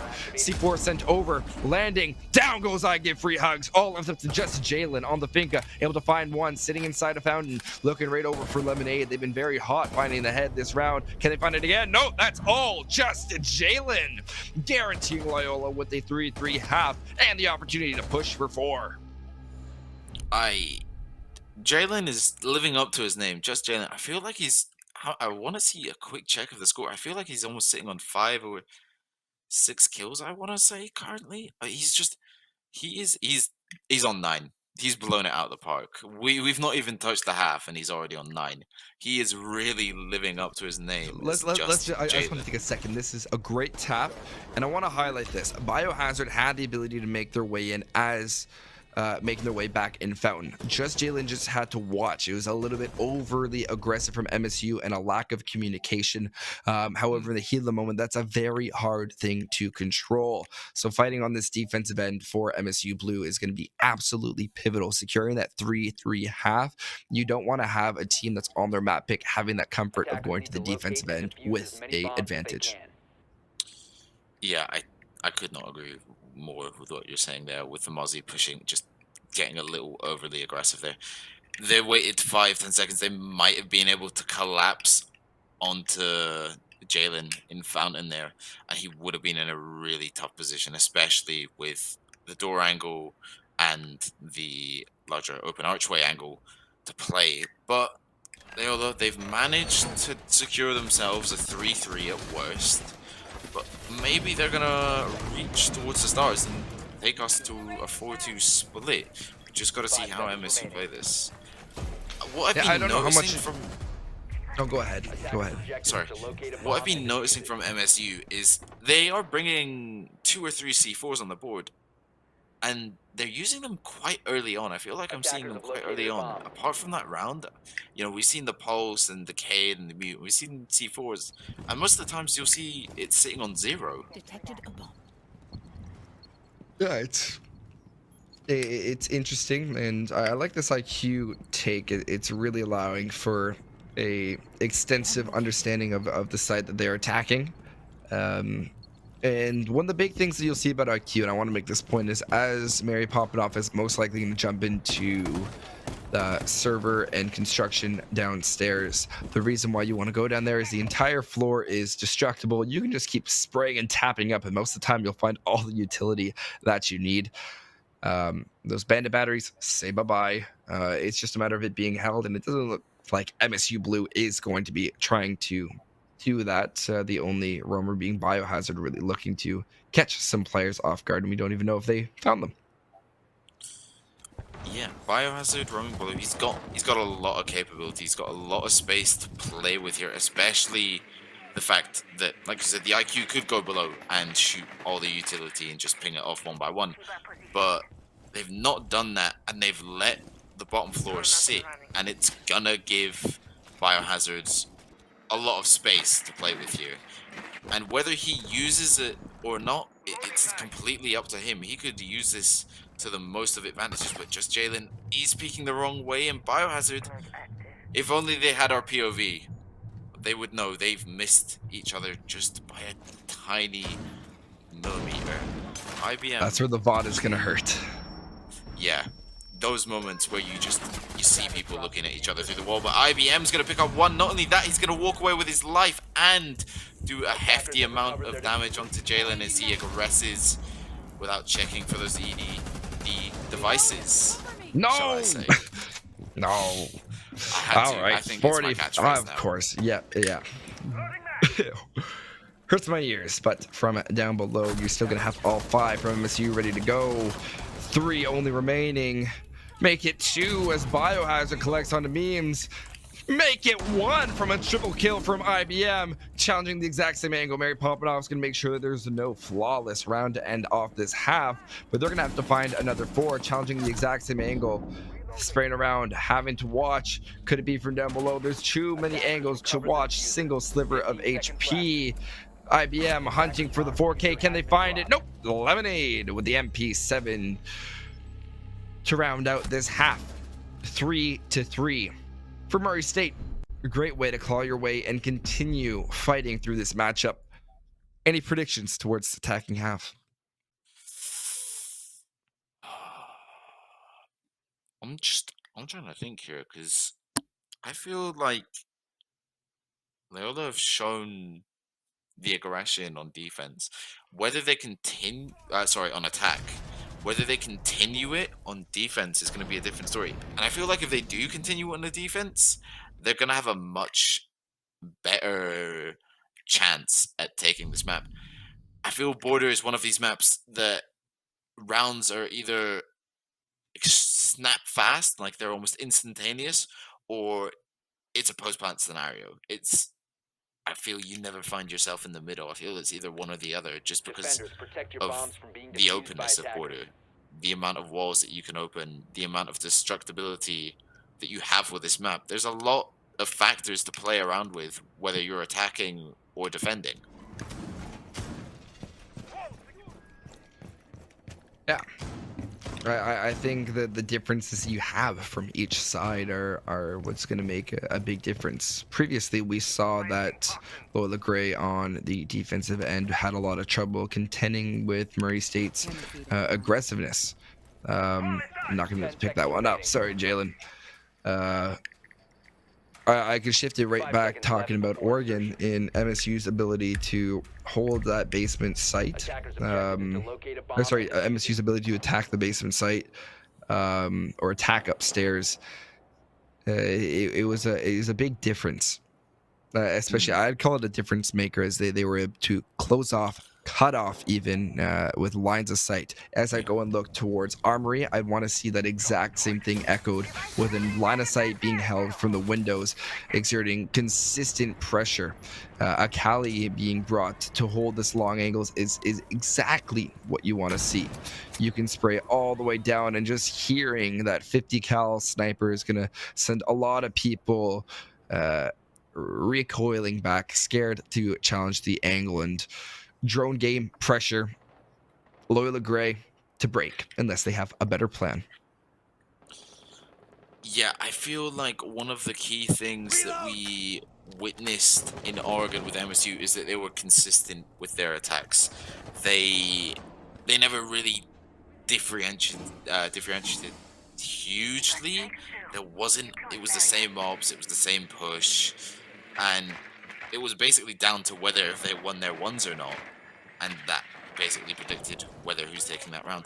Loyola, they've definitely stuck with the aggression. We saw from I Give Free Hugs, he was in that position all the way in archives that, you know, you might just have to play your life at that point, and we're going to see a nade pop off towards Mary popping off, but a little bit of damage done, but nothing that Mary can't just walk away from here. I Give Hugs, he's managed to free himself from the position that he was in, and it was quite an aggressive position. And IBM, he's going to be able to take Mary popping off of the board here, and that's a good fair keeper barricades as well, so a lot less angles to play with here. Sour picks another one off into just Jalen. Legit's going to get one back. Legit's going to get two, leaving us in a 3v3 scenario. Less than a minute here. Plant's going down. Oh, yes, no, yes.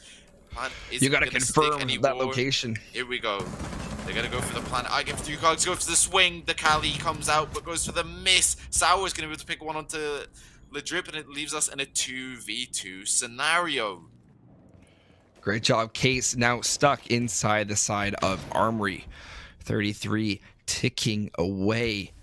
You have Memes that is trying to creep their way back to site. They've done a great job staying alive. C4 in hand could be the difference maker. Case has been required by the Cali who's made their way into site. This could be a little bit sneaky, a play that's not expected by the defenders, creeping around, trying to find the pick. There's the one for IBM, looking towards the stairs, unable to find it. 7 seconds to go. This plant has to be attempted as Sour goes down, and it's going to be a trade back and forth. But when you have a trade and no Case, the word is to go to your defenders of MSU.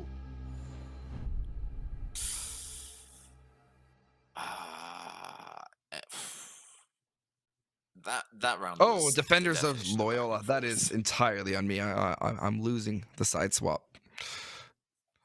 I mean, it's been a long night. What could you say? It's been a long night. You managed to fool me. I don't.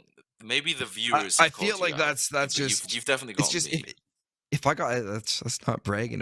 You're on. What is it? I have to say 121 now. Probably. Yeah. Time is hard. You don't want to look at it. You just want to ignore it. Oh, 121? Yeah, it's 121. Got you again. I've lost all concept of time, okay? I'm deeply into the Siege match at this point, and I want to see someone pull Yeah. forward. We were able to see it on Oregon. MSU were able to pull Bomb forward. located I by want to see if attackers. Loyola can recreate this on their own map and just keep on pushing. They've got the lead now. They just need to keep on pushing. That round was intense. There was almost no gunfights, and then all of a sudden you can hear guns popping off left, 10 seconds remaining. right, and central. I wanna see if we're gonna see it again. 5 I'm seconds not too left. sure. The aggression from Loyola though was definitely up there. They're consistent with it now. Objective is to They're in their bomb. fields. Yeah, we'll see how they take this initial approach. Fenrir being taken for the first time in this matchup. Finally, as they are a very strong operator, and I want to see what they plan to do and which choke points are going to be the ones that MSU Blue is going to have to contend with. Flores, another really strong pick, as there's no mute to contend with. It's going to be great for dealing with castle barricades. I can't say enough about Flores, as it is a great pick. Yeah, Flores. You know, not only have you got, is it the three? It's the three or four? Three? There should be Drones? three Yeah, RC Roteros, three. unless there's been some balancing that I'm unaware of. But this aggressive upstairs play is exactly what Just Jalen is hoping for. They're sitting right inside of office. Sour Twist, able to take out Mary Poppin off. That's your zombie, an agent and operator you don't want to lose early on, because the barricades are going to be able to continue to get. Just Jalen giving away their location. Playing on Fenrir, you want to make sure to do your absolute best to stay alive and maintain your adaptability throughout the round. They'll collect a frag and fall right on back. Legit Dairy to take out Biohazard, and now flipping this round on its head, giving the defenders of Loyola Gray the advantage. And I just need to stop speaking, because we're right back down to 3-3, a very even matchup between these teams. Yeah, these teams, almost since the split, they have kept it fairly even. Whether that changes or not, it's totally up to them. I give free hugs. Is he potentially gonna pull off the play of the century here? As Memes is gonna be surrounded by hatches opening, Rotero drones going in. He's gonna get a little confused by, oh, they've spotted him. He's got to move. He's got to make a play here. He is gonna be able to retaliate though, as Ledrip picks one more onto IBM. Sour looking to just close in on I give free hugs, but he's long gone from the crime scene. He's fled. He's all the way down in server. Yeah. Rotating to play with their castle. This is essentially huddling right back into sight, waiting for the next call of your quarterback, or IGL, to make the play. And 25. Count it down thus, as this entire push from MSU Blue is going to hinge on an ability to hold down inside of Bathroom Spring. It's all left soft with the intention of having to hold. Triple kill for Legit Dairy. Lemonade spraying around is going to have to attempt this plan with 4, 3, 2, spraying for the kill. Able to find it, but a quick refrag, as they'll fall. It's not going to be one off time, one off eliminations instead. Loyola Gray going up 5-3, showing great dominance on this defensive end. And I want to highlight the round before this we saw won by a Gumine. Great to see Loyola continuing to pick things up.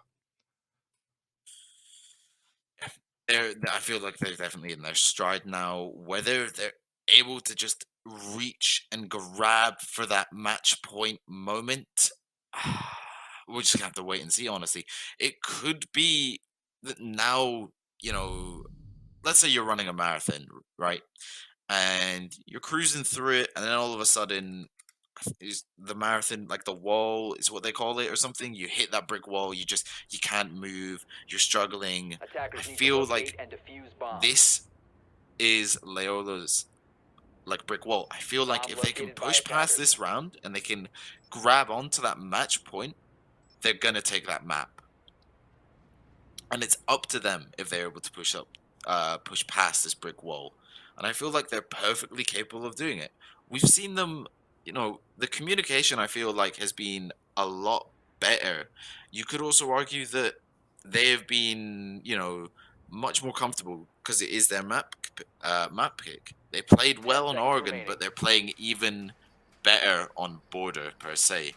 5 seconds remaining. MSU, they've changed it up a bit. You know, rather being consistent with the pushes, Attackers are they're heading out to defuse we're the seeing much more harsher edits. Not harsher edits. It's probably not the right word to use. More. Help me out here, Binkkz. What's the word I'm looking for? It's like dramatic, almost. If that makes sense. They're looking for big. They're using big dramatic edits towards Explosivity. their lineup. Yeah, explosivity. Yeah. You're asking a Canadian counterpart. I don't know if I can translate the accent. Oh, come on. You didn't have to do me like that. I had to. He's only gone and done it. He's only gone and done it. Explosivity, creativity. I could keep going, but I'd have to pull up a dictionary. So I guess we don't really want that. Great use of MSU Blue opening up some floor holes, trying to catch their opponents off guard, stall them out to have to push through a different means. A big part of pushing into vents is holding from down below. Nade will fall from a great shot from the Drip Dairy. Nade falling to the ground, not going to do any damage to their allies. Interesting to see a Biohazard on this Blackbeard, and you mentioned crazy operator selection. That definitely falls into the category, I'd have to agree.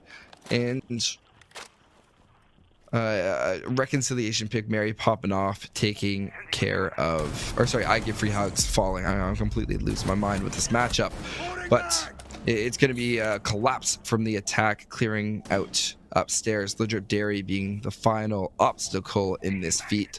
As a general rule of thumb, I always like to have my vertical control well underway around the 1 minute mark, and hopefully with a man advantage that will be the case, as a Blackbeard's shield is going to save him. Meme springing from around the corner will catch Curiosity lacking. Waiting to go for this plant is going to be Sour Twist. They could have the assist from up above, except Blackbeard does not have any breachable charges. Floor was previously opened up. Memes turning their attention right back towards site.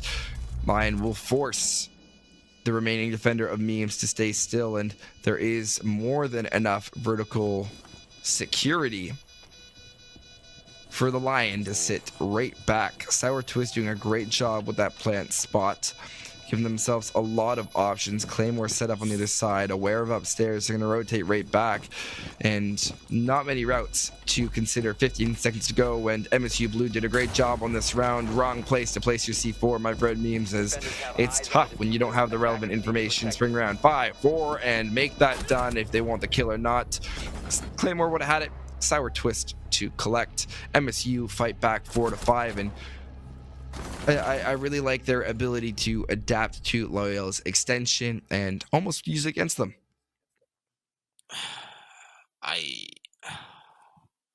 I'm lost for words, honestly. I feel like Loyola, they're so close, but MSU, they're now picking up on Loyola's aggression, and they're flipping it on them, and they're using it against them. Memes was very, very close to clutching up that round. If only he just heard the Blackbeard above. If he moved the tiniest bit, I reckon Memes would have heard that sound cue.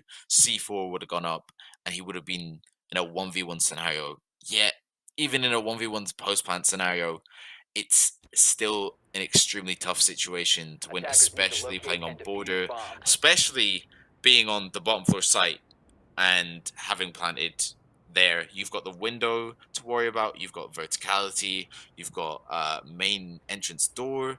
There's a lot of points that you have to be well aware of when you're defusing the bomb.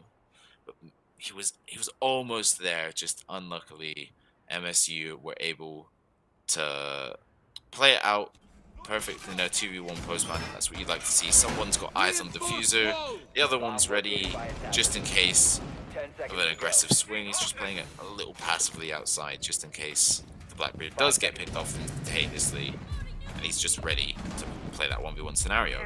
But anyways, 5-4 in favor of Loyola. Are they going to look to push for a match point here, or are we going to see MSU manage to climb back and just draw the scoreboard level at a 5-5. Only time can tell. Let's see if they can show us some magic. Show me, wow me. I want to see a wow factor today. Nade cooking right up, no damage to be done. I like that IBM is opting to take the Nook. Over here, you're doing a great job of notifying your opponents at what you're doing. It's just gonna be a matter of spraying. Second aid being thrown, timing slightly off. You got to get off that angle because you know that you're gonna have a defender looking right towards you. Mary popping off. You just gotta shift and take that shot. I'm very curious as to the interaction between these two players. You mentioned the VOD review. That's one that's really going to be kicking you. Yeah, that's one to look back on. But also, I want to know your take. IBM, I think he's consistently gone with the shotgun here. What's your take on shotguns on attack?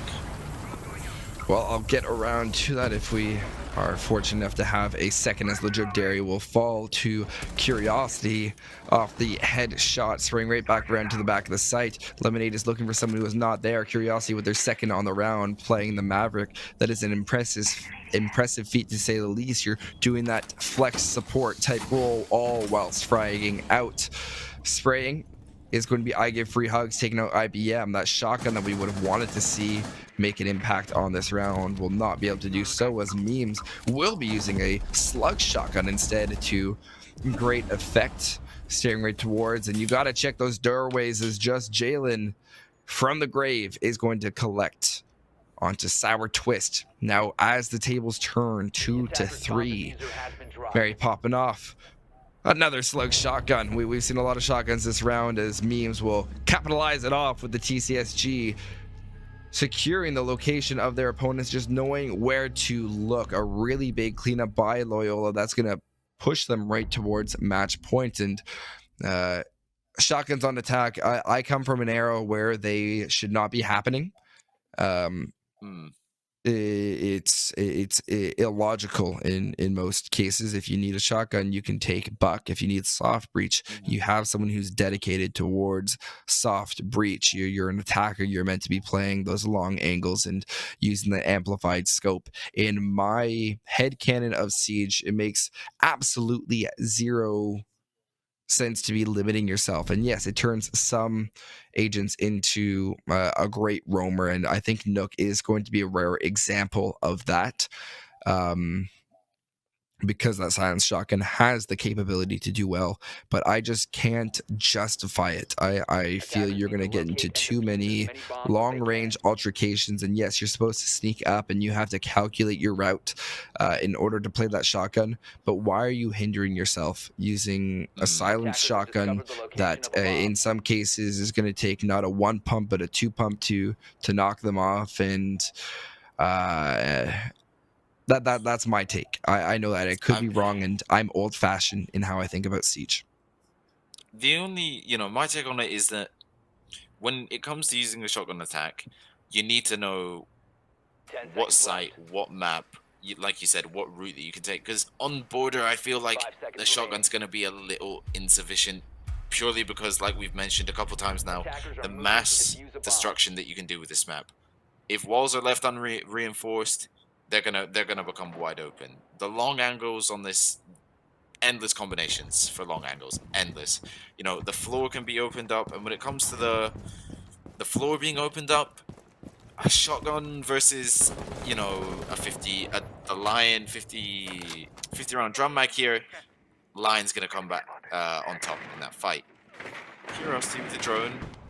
Mary popping off aware, I want to say. Is the drone still there? I think one of the drones is still there. No clue. I think we're going to have to let the gunfights decide this one, as Mary Poppinoff has done a great job in the past of holding down this top floor, and being caught on the rotate. I'm curious if they're going to opt to drop down or hold down a little bit longer. 2 minutes is a little bit early in my books for a rotate. As I said, you should be rotating back around that minute 30 mark if you really intend on staying alive. Push it towards that 1 minute if you feel that you have enough of a hold to prevent your attackers from having that amount of flexibility that they need to secure destruction. But that is in a pre-ram meta, but no ram selected here, so it applies.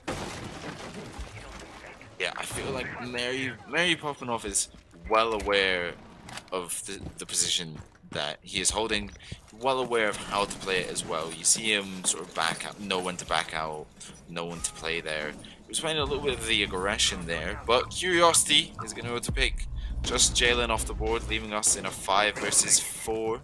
Loyola, they are on match point, so if they play their cards right here, they can walk away with a map. Whether we see that, well, only time will tell once again. We're going to see the vertical destruction come out.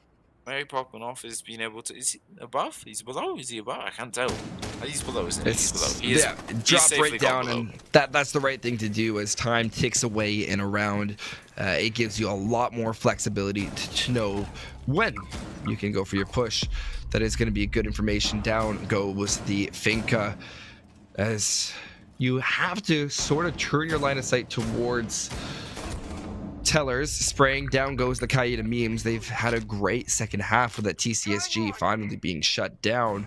35 seconds to go. You're gonna have to pinch towards this site. I can feel the pressure mounting. Lemonade slowly taking off. Mary popping off as they'll be relegated to the bench to watch their team for the rest. The Drip Dairy catching them off guard, spraying side to side, not able to find them. I give free hugs, able to even out the man count.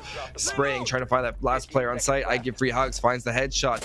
Sitting inside a main lobby is going to be Sour Twist trying to find Castle. Don't happen. Le Drip Dairy with a huge shot onto Sour Twist.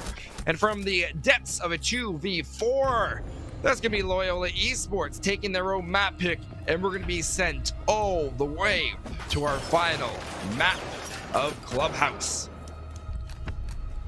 Yes, we are, and Le Drip Dairy, he played that perfectly. He's able to hide in the back of server, and then all of a sudden he pops out and he picks 3 people off there. Truly well played. I think if it wasn't for him there, they would have lost that round. Yeah, you have a great point, and I think we're going to be taking a quick 3-minute pause. We'll be right back, going straight into your final map of Clubhouse. Don't go anywhere. NECC Rainbow Six returns in just a moment. Check out our socials in the meantime.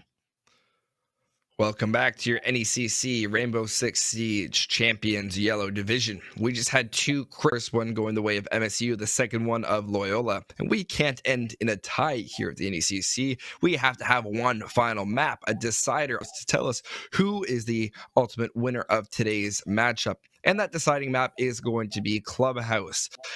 Give me the quick spark notes before we have our ban phase commence. Any ideas of what these teams need to prove? I feel we've seen both, and like, let's start off in Oregon. We saw MSU take a stride after about 3 rounds. Loyola did take a stride in their match as well on Border. It took them a little bit longer, but it was back and forth, and I feel like both teams are now in their absolute prime. They are ready. I feel like we are going to take it all the way. I mean, personally, for me, hopefully not, because we're pushing 2 a.m. over here in the UK. You know what? No matter how late I've stayed up, and even in my Eastern Standard Time, I've had my fair share matches that go into the unholy hours of the night. And yes, I've had parents hating me in the past. I've had neighbors absolutely despising me. I have had noise complaints. I've even had a fire alarm once. The biggest thing is the match, and I think my thing is I'd love to see these teams brawl it out, as there's so many different layers to their offense. as well as their defense, where these bans, the Dokkaebi ban was actually taken last round. Mir has not been able to escape. Can we see if Solus is able to escape in this final matchup? They will not be, as Loyola Gray will ban them out. As far as relevance for starting side, MSU Blue is going to be on the attack. They just finished on their attack, finishing that entire confrontation a little bit more negative than positive, not able to claw the match back from Loyola Gray. Previously, when we saw Loyola Gray in week 2 go to Clubhouse, it was a lot more of that same timed aggression on defense. And within their extensions and what they were trying to hold, oftentimes they were able to utilize their opponents stalling out. So I'm interested to see how Murray State is going to fare against the Greyhounds. It's going to be interesting. Cash is going to be a testing ground. Master Bedroom was an area that Loyola Gray put a lot of emphasis on, and having a secured rotate back to construction. And I believe last week when I was talking with McCready, we talked about making sure you go and challenge the windows as a means to throw your opponent off any ability to looking for the right word, to collapse onto your site. Yeah. You found it there eventually. But thank you. I have a question. We've seen the roam games come out from both teams. And, you know, some maps you expect there to be roam games. Other maps you expect it to be a 5-man hold. Your opinion, Clubhouse, 5-man holds or roam game kind of map? Well, it depends on what type of setup you're going to be going for. When you're looking at a map as with Clubhouse, CC, you're going to want a little bit of roam to be able to hold the destruction floor from down below, a little bit more extension. I think we need to have a clear differentiation between an extension of a site as well as roaming.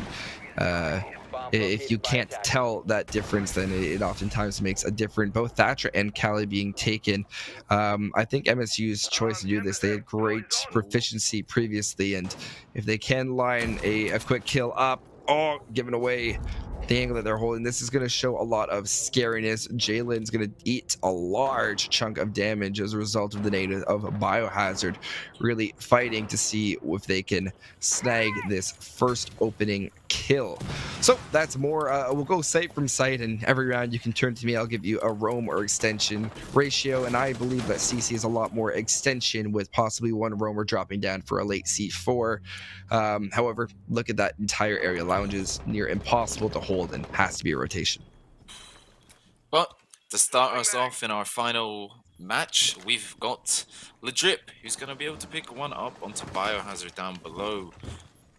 Oh, I get free hugs. You see him? Oh, yes. No, yes. He's going to be able to pick up the kill there, leaving us in a 3 versus 5. But Curiosity, he is going to take a hefty amount of I give hugs HP there. And I feel like if MSU do play their cards right, they will be able to take just Jalen and I give free hugs off fairly easily, just because of their low HP.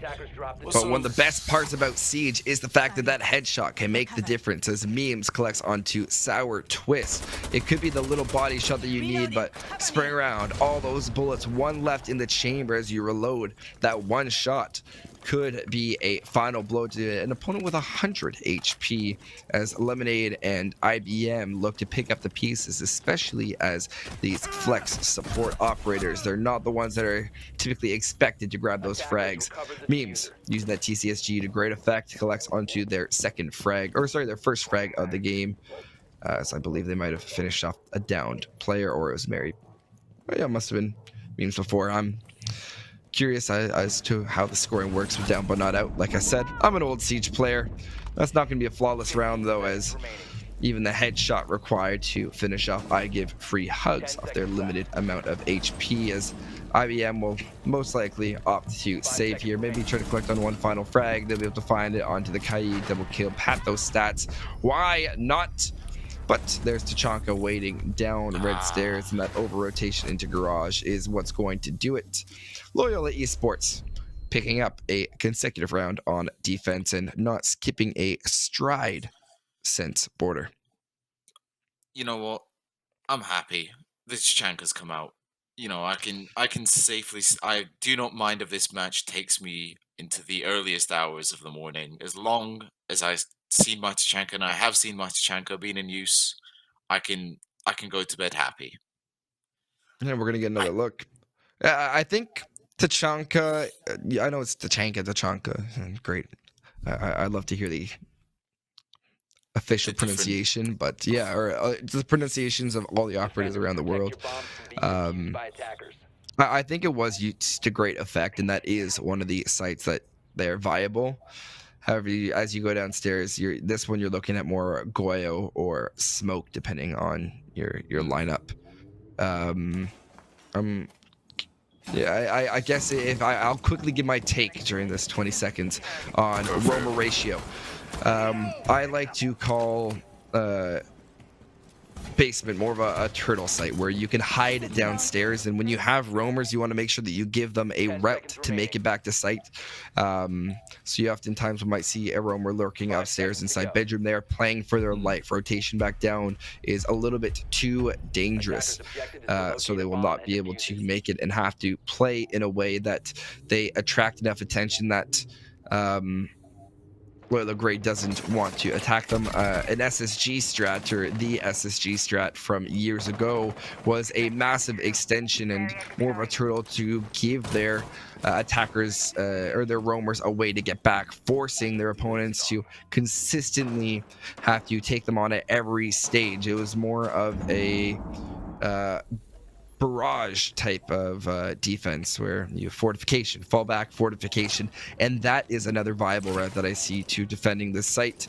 However, with RAM and any explosive way to hold down the site, it does not seem as viable anymore, but I think if it was revisited with some alterations, it'd be a great strat to pull out if things aren't really going your way, or for a second time through of a site. Yeah, 100%. I couldn't agree with you. Me and you, Binkkz, we're from completely different parts of the world, and I feel like you've casted a lot more NA games. I've casted a lot more EU games. I feel like we've seen totally different strats. Like in EU, they might play this differently. In NA, they might play this differently. Do you catch my drift almost? Yes, I do. It's very different, and I think we have to adapt to the collegiate scene most of all of the way these players like to play, and that's a little bit of more of a aggressive, guns up type of style, as Mary popping off, collecting on one. That's going to be Curiosity down. Memes Amplified 2.0. TCSG Scope is going to try to find one. Refrag by Lemonade. Emphasis on the nade there. Biohazard holding down Central Stairs, but it is that big shift of what is the norm, and I'm not sure when you were introduced to Siege. I at least find myself stuck in my old ways. I've been playing since the beta, and I definitely recognize that some of my ideas are flawed because they're so old. I mean, I've been here since White Noise, so you could call me more of a recent player per se. I've only just come to PC. Still experienced. Steel Wave. I still got a fair experience under my belt, and you know, Siege is one of these games that is constantly evolving. Yeah, exactly, and I am gonna cut you off as we go spiraling into our 20 seconds, as time has flown in this round, as Loyola Gray hasn't had to do anything, as MSU Blue seems to have almost stalled out. Biohazard is spotted out inside of Blue. Triple kill for Lemonade, as they're going to be able to collect onto two headshots that just line up. The entire defense of Loyola Gray seems to be crumbling. Mary popping off just has to survive for a little bit longer. Triple kill for Mary popping off. Plant has to go down. 2-1. They're going to hide right behind Master Chair. Sprinting for Mary popping off. Has the notification. They're going to get off the plant, and that's going to be a huge clutch for Mary popping off. A round that comes down to those final 20 seconds. You'd expect for it to be explosive, but you do not expect for such a crazy result, as that's going to be 2 rounds for Loyola. We can see this entire round, Mary popping off in the final moments, destroying their own wub, but still spraying from side to side. That is the impact that you need to see from your team. 2 players that really stepped up those final moments. Yes, the headshots really lined up, but absolutely astonishing, and I'm great round from both teams. Comes down to time management of MSU Blue and being able to get into that safe plant position. If there was a sentence I could use to describe that round or a meta, I think you know what I'm leaning towards here. It would be the 20-second meta there. I mean, talk about cutting it close, right down to the tooth and nail. I don't know if I could call it that. I feel. I want to justify why though. 20-second meta was not about waiting until the last second to push. It was about using just enough utility and dispersing. I want to highlight that dispersing enough utility. That's something we did not see. There was no dispersion. Yeah, there was no dispersion of utility, and because of that, that's what stalled out the push. Those Goyo canisters, I want to highlight. You need to have a way, maybe the Twitch drone, or you have explosives to deal with it. Without it, then you're going to be stuck figuring out what's next. Any thoughts on that? You know what? You've kind of hit it, but in my opinion, maybe this is an EU thing, and I could be totally wrong. I could just be insane. In my opinion, the 20-second meta is literally waiting till that last second and just bang, dropping, dumping, whether you've got the drop or not. But I don't. Maybe you're right. Maybe we couldn't quite call that around the 20-second meta, because I guess it was an attempt at it. It was an attempt at it, countered by a was, Goyo canister, which is I think the entire intended method of the Goyo being introduced. Great start from MSU Blue. The Flores and Thermite being a great combination. Last time we saw Loyola play on this site, they had a lot of difficulty, they had a lot of proficiency holding that CC and cash side. So a push from the opposite end of the spectrum could really throw Loyola's defense into consideration, as they have and forced to adapt. Mary popping off. I'm sorry, that was the site last round. You're going to have to make your way all the way up, as Biohazard is going to be hunting for this Jaegers. They have the track on them, and this is going to be a time waste. Mary popping off, sitting inside a red, is just aiming to stall Curiosity as long as possible, not necessarily push, but that is going to be the unfortunate circumstance. C4 thrown, detonated just a little bit too early. I gave free hugs on the side of CC, collecting onto one. They're going to be forced to rotate right back to the top of red stairs, not looking towards on the round. I give free hugs. They're going to have to ace clutch for this one to work out. So we're going to round all the holes in the wall, allowing for a quick little kill collected. Plant has been successful. Seeing their feet is going to allow for a triple kill for I Give Free Hugs. Reload going down in plain sight, spraying down towards the hallway. Looking for the Jackal. Nope. Curiosity with that PDW will ring out, giving MSU their first round and a chance at clawing this one back. I feel like I'm kind of getting a sense for MSU. They're getting the kills that they need to get. And then towards the end, they've got the numbers, but they almost aren't as composed as they were at the start of the round. We're seeing the composure, we're seeing them pick off the roamers, we're seeing them, hold the angles, get the kills that are necessary. But look, I Give Free Hugs. He's in a 1 versus 4 scenario, and he manages to bring it down to a 1 versus 2. My question is, how MSU are letting this happen? Because I feel like they were composed at the start of the round. They're doing what needs to be done. And then towards, the last 30 seconds, the last 20 seconds, they're becoming a little less uncomposed. Luckily, they have the numbers game on their side, and they're able to play around with it a bit. But if they didn't have the numbers on their side, I feel like we would be looking at another Loyola great round, because we saw it on Basement. We saw them have the numbers, but they weren't able to pull it off. Activate jammer! Yeah. In regard to playing the numbers game, 10 seconds insertion. I think the reason why you have so much trouble with that is you don't have players in position necessarily for that refrag. Attackers must locate And that makes a defuse the difference. bomb. Yeah. I mean, we've seen it played out on Border and Oregon. I I'm going to quote myself here. When we were on Oregon, we saw, I believe, was it MSU that played in a certain way that made the refragability almost instantaneous. And it made, you know, if Loyola wanted to go for a swing, they were going to get picked off. You know, if Loyola wanted to do any kind of damage, they were going to get picked off. And they played in a way that was perfect.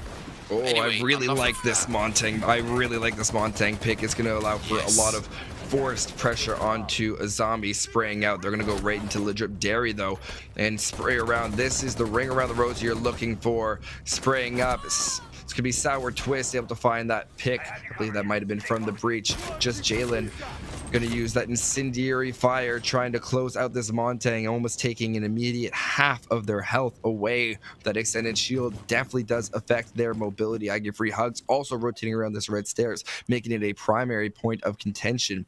Kills being traded back and forth. Only lives IDM as well as Sour Twist on this round. And that means that MSU is going to be calling their timeout next round. As this is a pivotal turning point, a round that you expected to win, a one that you planned and calculated for. Montang looking to find a way into sight. Thermite waiting for the plant. You have C4s from down below, unable to clear. And there's Sour. Oh, that's going to be a big kill to affect this round. C4 was prepped. C4 from down below. Great play from Memes. All of it with Sour Twist. 1v2. Smoke canister being utilized. No more spray possible. You are going to have the ability for the Tonka's LMG as that fire is going to burn up Thermite. That's going to be a rotate out from Sour Twist. And I think it leaves a real big question mark as what is next for this MSU roster.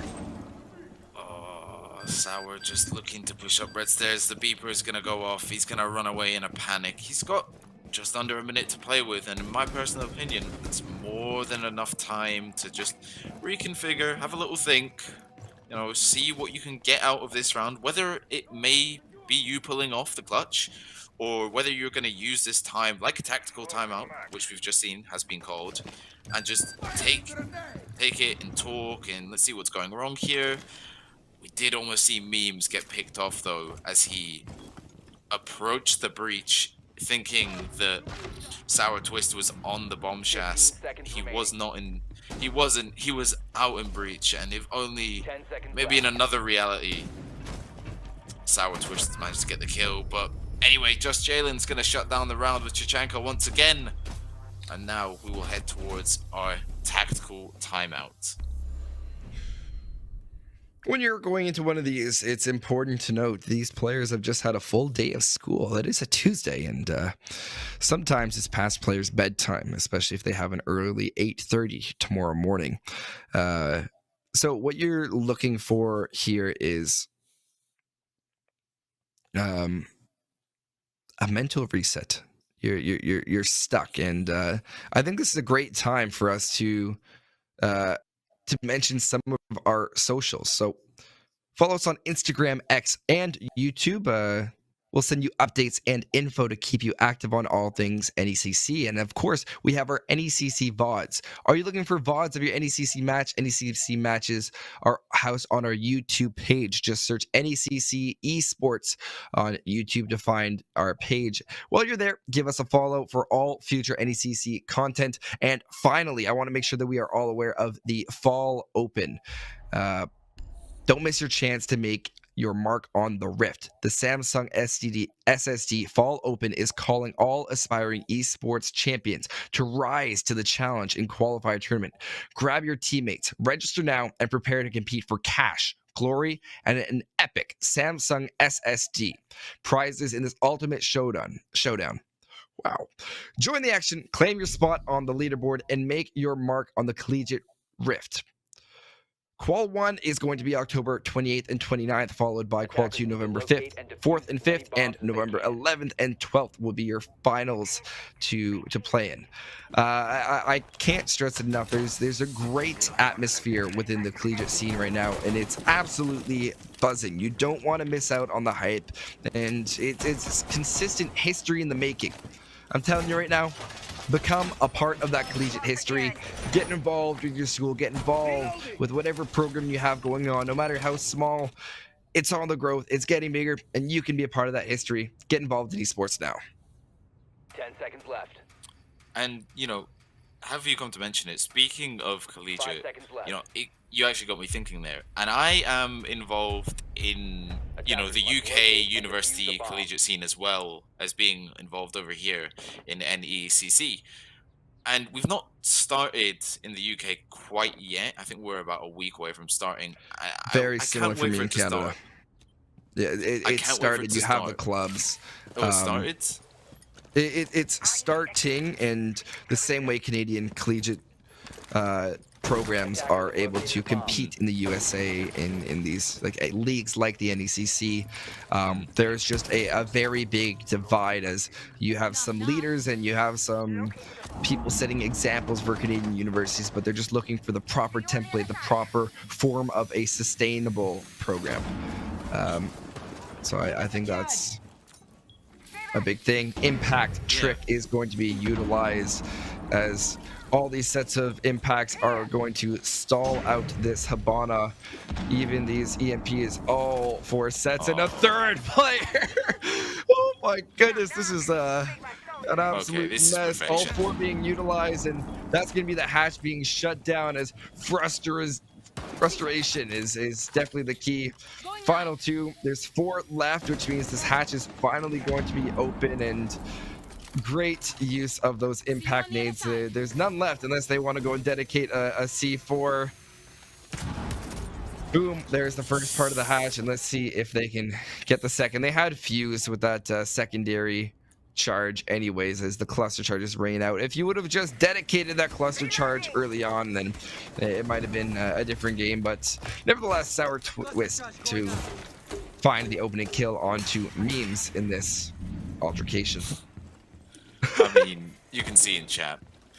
8 impacts on the board. Unreal. And they played it to perfection. We have to give it to them, Binkkz. I mean, no one took damage. They played it well. They wasted over half the round just for them to open the kitchen hatch alone. And Mary popping off. Oh, a misrun situation. I think we're looking at a freebie. Oh, Caster's curse.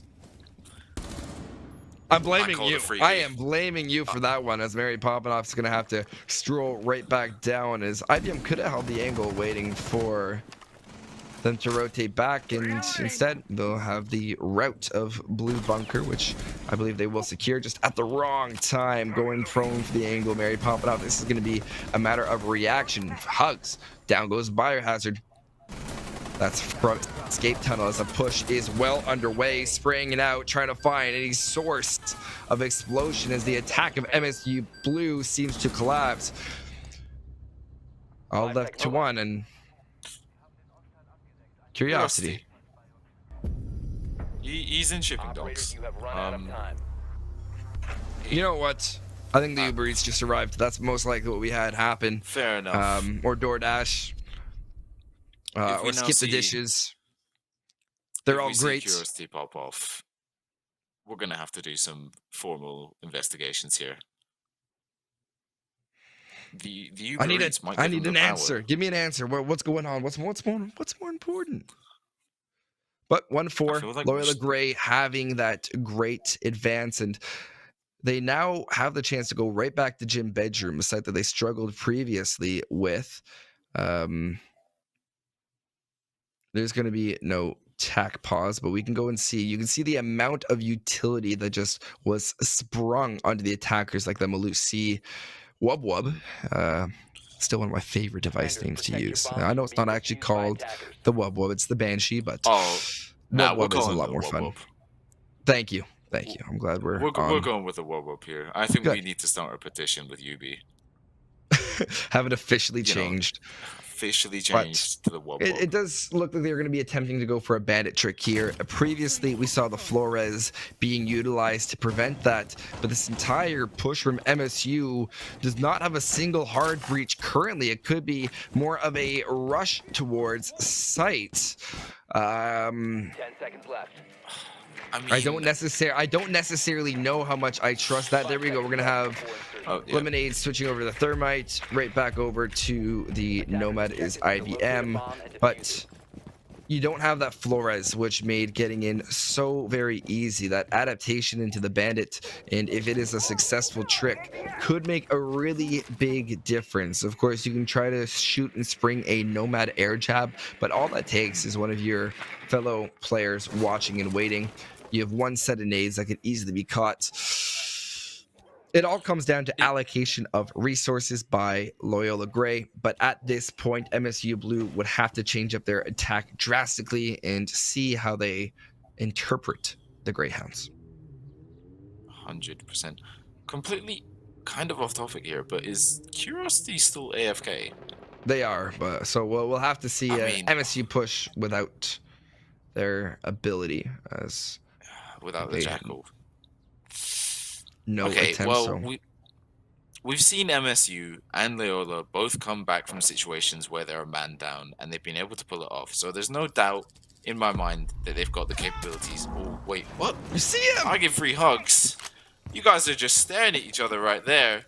A nade's going to come out as well, doing a hefty amount of damage. They know where he is, and just Jalen, he's going to be able to pick one off. And it's a big one, because it's the Thermite. No.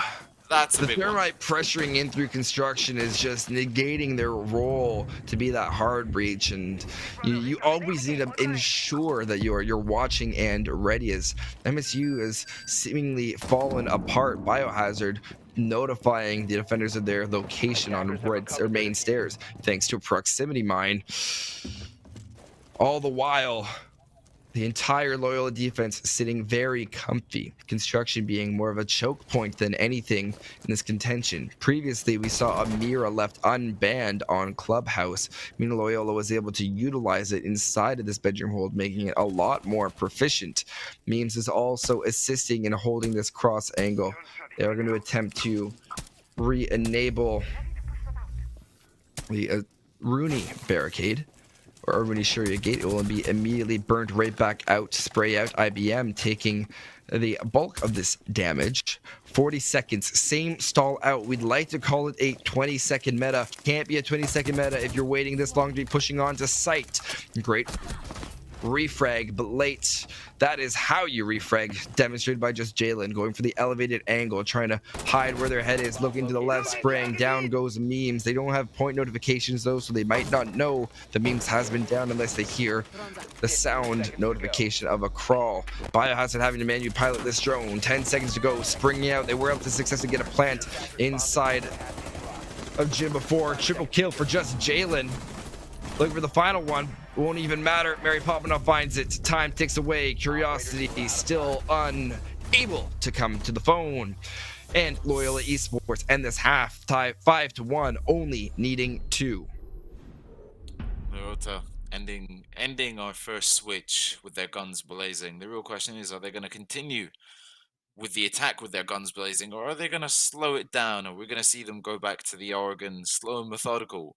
Or we're going to see them push with border and go with the aggression. This is, once again, only time can tell. I've said it probably 10 times now, but, time is a big factor in Siege. What can I say? It's one of the biggest factors. It controls a lot of the metas. It controls a lot of things. Imagine if rounds were 5 minutes. Imagine how much slower of a game Siege would be. Don't tell me that. That's scary to think about. You give people more time. Maybe. 5 rounds would mean that, yes, you'd have the occasional rush. But these are academic weapons we are talking about playing inside of this matchup. I want to highlight that if we go and look at each of them, when you get an essay, you're provided with a due date. That's your timeline. That's your round that you have to deal with. Then you have to go and plan. That's your time before this match even starts. It's a little bit of time, but or you can call it that pre-round when you're selecting your operator. Where are you going to go? What skills that you previously developed are you going to utilize? So that's one thing that I would be looking towards. And progressing from that, you then have your entire round. if you go and try to rush your essay, yeah, you might be able to get it done super quick and it might work. You might be okay. The best rounds are the ones where you're able to methodically secure every single part in a well-structured round. Oftentimes shows that you know it. You leave something to the last 20 seconds. You might get it in. You might not. And most of the time it might result in a fail. Spin the wheel. My favorite saying. Spin the wheel. When it comes to rushes, I feel like it is spin the wheel. You're either gonna get it or you're gonna not get it. Speaking of, if only there wasn't. If only there wasn't. But third time lucky. Are they gonna be able to get any bandit charges off? So they're gonna do take half of Sour's HP away. Not gonna be able to get the breach. Ooh, the bandit trickings are going down here. Perfectly timed. No, yes, yes, no, yes. I think it's gonna get it as well. No, yes. Oh my god, we are going back and forth. I think he's got Bandit, it. Thermite, and Thatcher. Oh, no. He's well got it. played by the Thermite as the entire bedroom wall. If you look at the main reason why that change is so crazy to look at it, previously bandit charges would no longer would break the moment they were hit by an EMP. Now they're just disabled and sit there, so it changes things up quite a little bit. And yeah, there's a lot of things to favor bandit tricking, but we're now back down to a 3v5 as Lemonade was one of the players to fall. Good rotation by this Thermite who's already made their way all the way over towards construction. They've done their job and now it's about pressuring the site, pinching every single player out from MSU Blue. IBM has done a great job previously. Meanwhile, Biohazard is searching, trying to collect onto this frag because this bedroom angle looking out the jacuzzi is one that you have to watch because it's going to breathe for all these players to start flooding into sight. Sour Twist is off. IBM to find one. It's going to sit right back. Comfy Cozy in sight. They're good for two now as we're going to have memes fall to the ground. Can you give them three? Holding the tight. Pixel Peak is going to find one. Chip damage onto Derry. Swinging around to find Fink. A nade kicked out. Triple kill for the castle of IBM. Meanwhile, Sour Twist is collapsed from the other side. That's a huge headshot. Onto Mary popping off. Legit Derry on a single sliver of HP is going to have to find two of them. Case has been planted. They've rotated all the way back down to the logistics office. You have to catch one of these defenders off guard, which is going to be extremely difficult to do as Bandit goes for the defuse. Swing for one, two, he'll get it done. Legit Derry on a single sliver of HP. An absolutely huge round will propel Loyola Esports on to match point. Talking about reading the situation, Ledrip read that perfectly, word for word, page for page. He read into that situation perfectly. I mean, you see IBM get this lovely headshot onto Jalen. Sour Twist is able to pick off one, and then it's all down to Ledrip in a 1v2 post-plant scenario where he's able to pick off both of them. He just read it perfectly. He goes to swing out for the pre-fire towards Castle. And then before Bandit even has time to get off the defuse and counter him with his gun, he's gone. He's dead. He's off the books. But Loyola, they're here. Match point. Worst case scenario is that they go to overtime. But they've secured match point. And I mean, I don't want to. Worst case, they go to overtime. Worst case, you gotta. Well, you know what? I don't the want to see turning point has arrived. We have Curiosity who's made their return. So, hopefully, if Mental is not too shot after that previous round, then we could see that this team is able to bring something back. You are changing. You're on a new site. I'm interested that bedroom was chosen as a primary location to go first. But if you are going to do all three, it's a good idea. If you're down 5-1, you're going to have that perfect rotation. Why not start with the hardest part of it? Unfortunately, not working out, and their one freebie is now up. Callie, Thatcher also being chosen. Go ahead, of course. I feel like Loyola Grey have integrated their slow and methodical with aggression this clubhouse, and they've really proven it to me. I don't know about you, but that's what I've seen in these last couple of rounds. They've just integrated the slow methodical approach, the little bit of aggression, and they've just combined it perfectly, and it's been a recipe for disaster for MSU. I mean, Look at that. Just Jalen already getting an opening kill onto Lemonade. That's a C4 off the board. It's not looking great. And Oh, they've got caught control on of the beneath. rotate. Yeah, very rough stuff, and I think this is going to be a very calculated Loyola attack. I mentioned them as a ramp-up team when we first started talking, and that's because they really ramp up. That first map is not their own pick, and it's clear that Oregon is not one that they would opt to select most of the time. You are going to have the EMP, and we're going to be back to this little game of cat and mouse. First thermite charge is going to be taken right off the board as a poorly timed EMP will cook things right off. Thermite's going to be forced to rotate right on away from the wall. Biohazard with a refrag onto Jalen. So there's one more final adrenal surge that the team can enjoy, keeping them all at that comfy 100% HP. But after that, back to the grind. A bomb has been We've located. seen IBM and... Oh, no, sorry. Was it IBM? Maybe it was. Uh-oh, no. uh-oh. Freebie. Surely. Going which way? I believe there might have been a drone out. The drip dare able to collect onto one. No, that's assisted by the thermite that made their way into construction. Bandit not able to rotate nearly fast enough. Biohazard is on the flank. Whether or not they have a drone ready, that is one of the players. The other last remaining player in the form of Curiosity sitting on Garage Raptors. Biohazard making their way slowly towards construction. Spray out, not able to finish the kill onto Memes. They're lit up to a dangerously low amount of HP without collecting onto a frag, and all these players staring towards them. Plant being attempted inside of CC. Spray out. That's going to be a quick scope by Mary popping off on the 50 cal. Oh, lift up the Biohazard, making their way through construction. They have a daunting task. It's going to be from the window. I give free hugs to hug it out with their team as they have sent themselves to the victory board and the victory screen. Great job by Loyola Esports in coming back in this matchup, and an absolutely awesome MVP animation. I'm amazed at this Loyola roster's ability to just claw their way back, and I don't know what else there to say in that manner. Congratulations to Loyola Esports. Yeah, truly well played to Loyal. I mean, they came ever since Border. They came in swinging, and they just continued all the way through Clubhouse. Not for one moment did they think to pause. Not even a tactical timeout stopped them. They just kept on pushing through those barriers, and well, it proves it that power and speed seem to get you the round at the end of the day. Well, we would love to break down this matchup. We're behind schedule. I know that you've been waiting for a great matchup coming up next, so do not go anywhere. This was a great match. We're going to have Texas A&M Maroon taking on Columbia College. You're going to have Joe and Korbic joining you in just a moment as you go for this little switch over. Thank you so much for tuning into NECC Champions Yellow Division.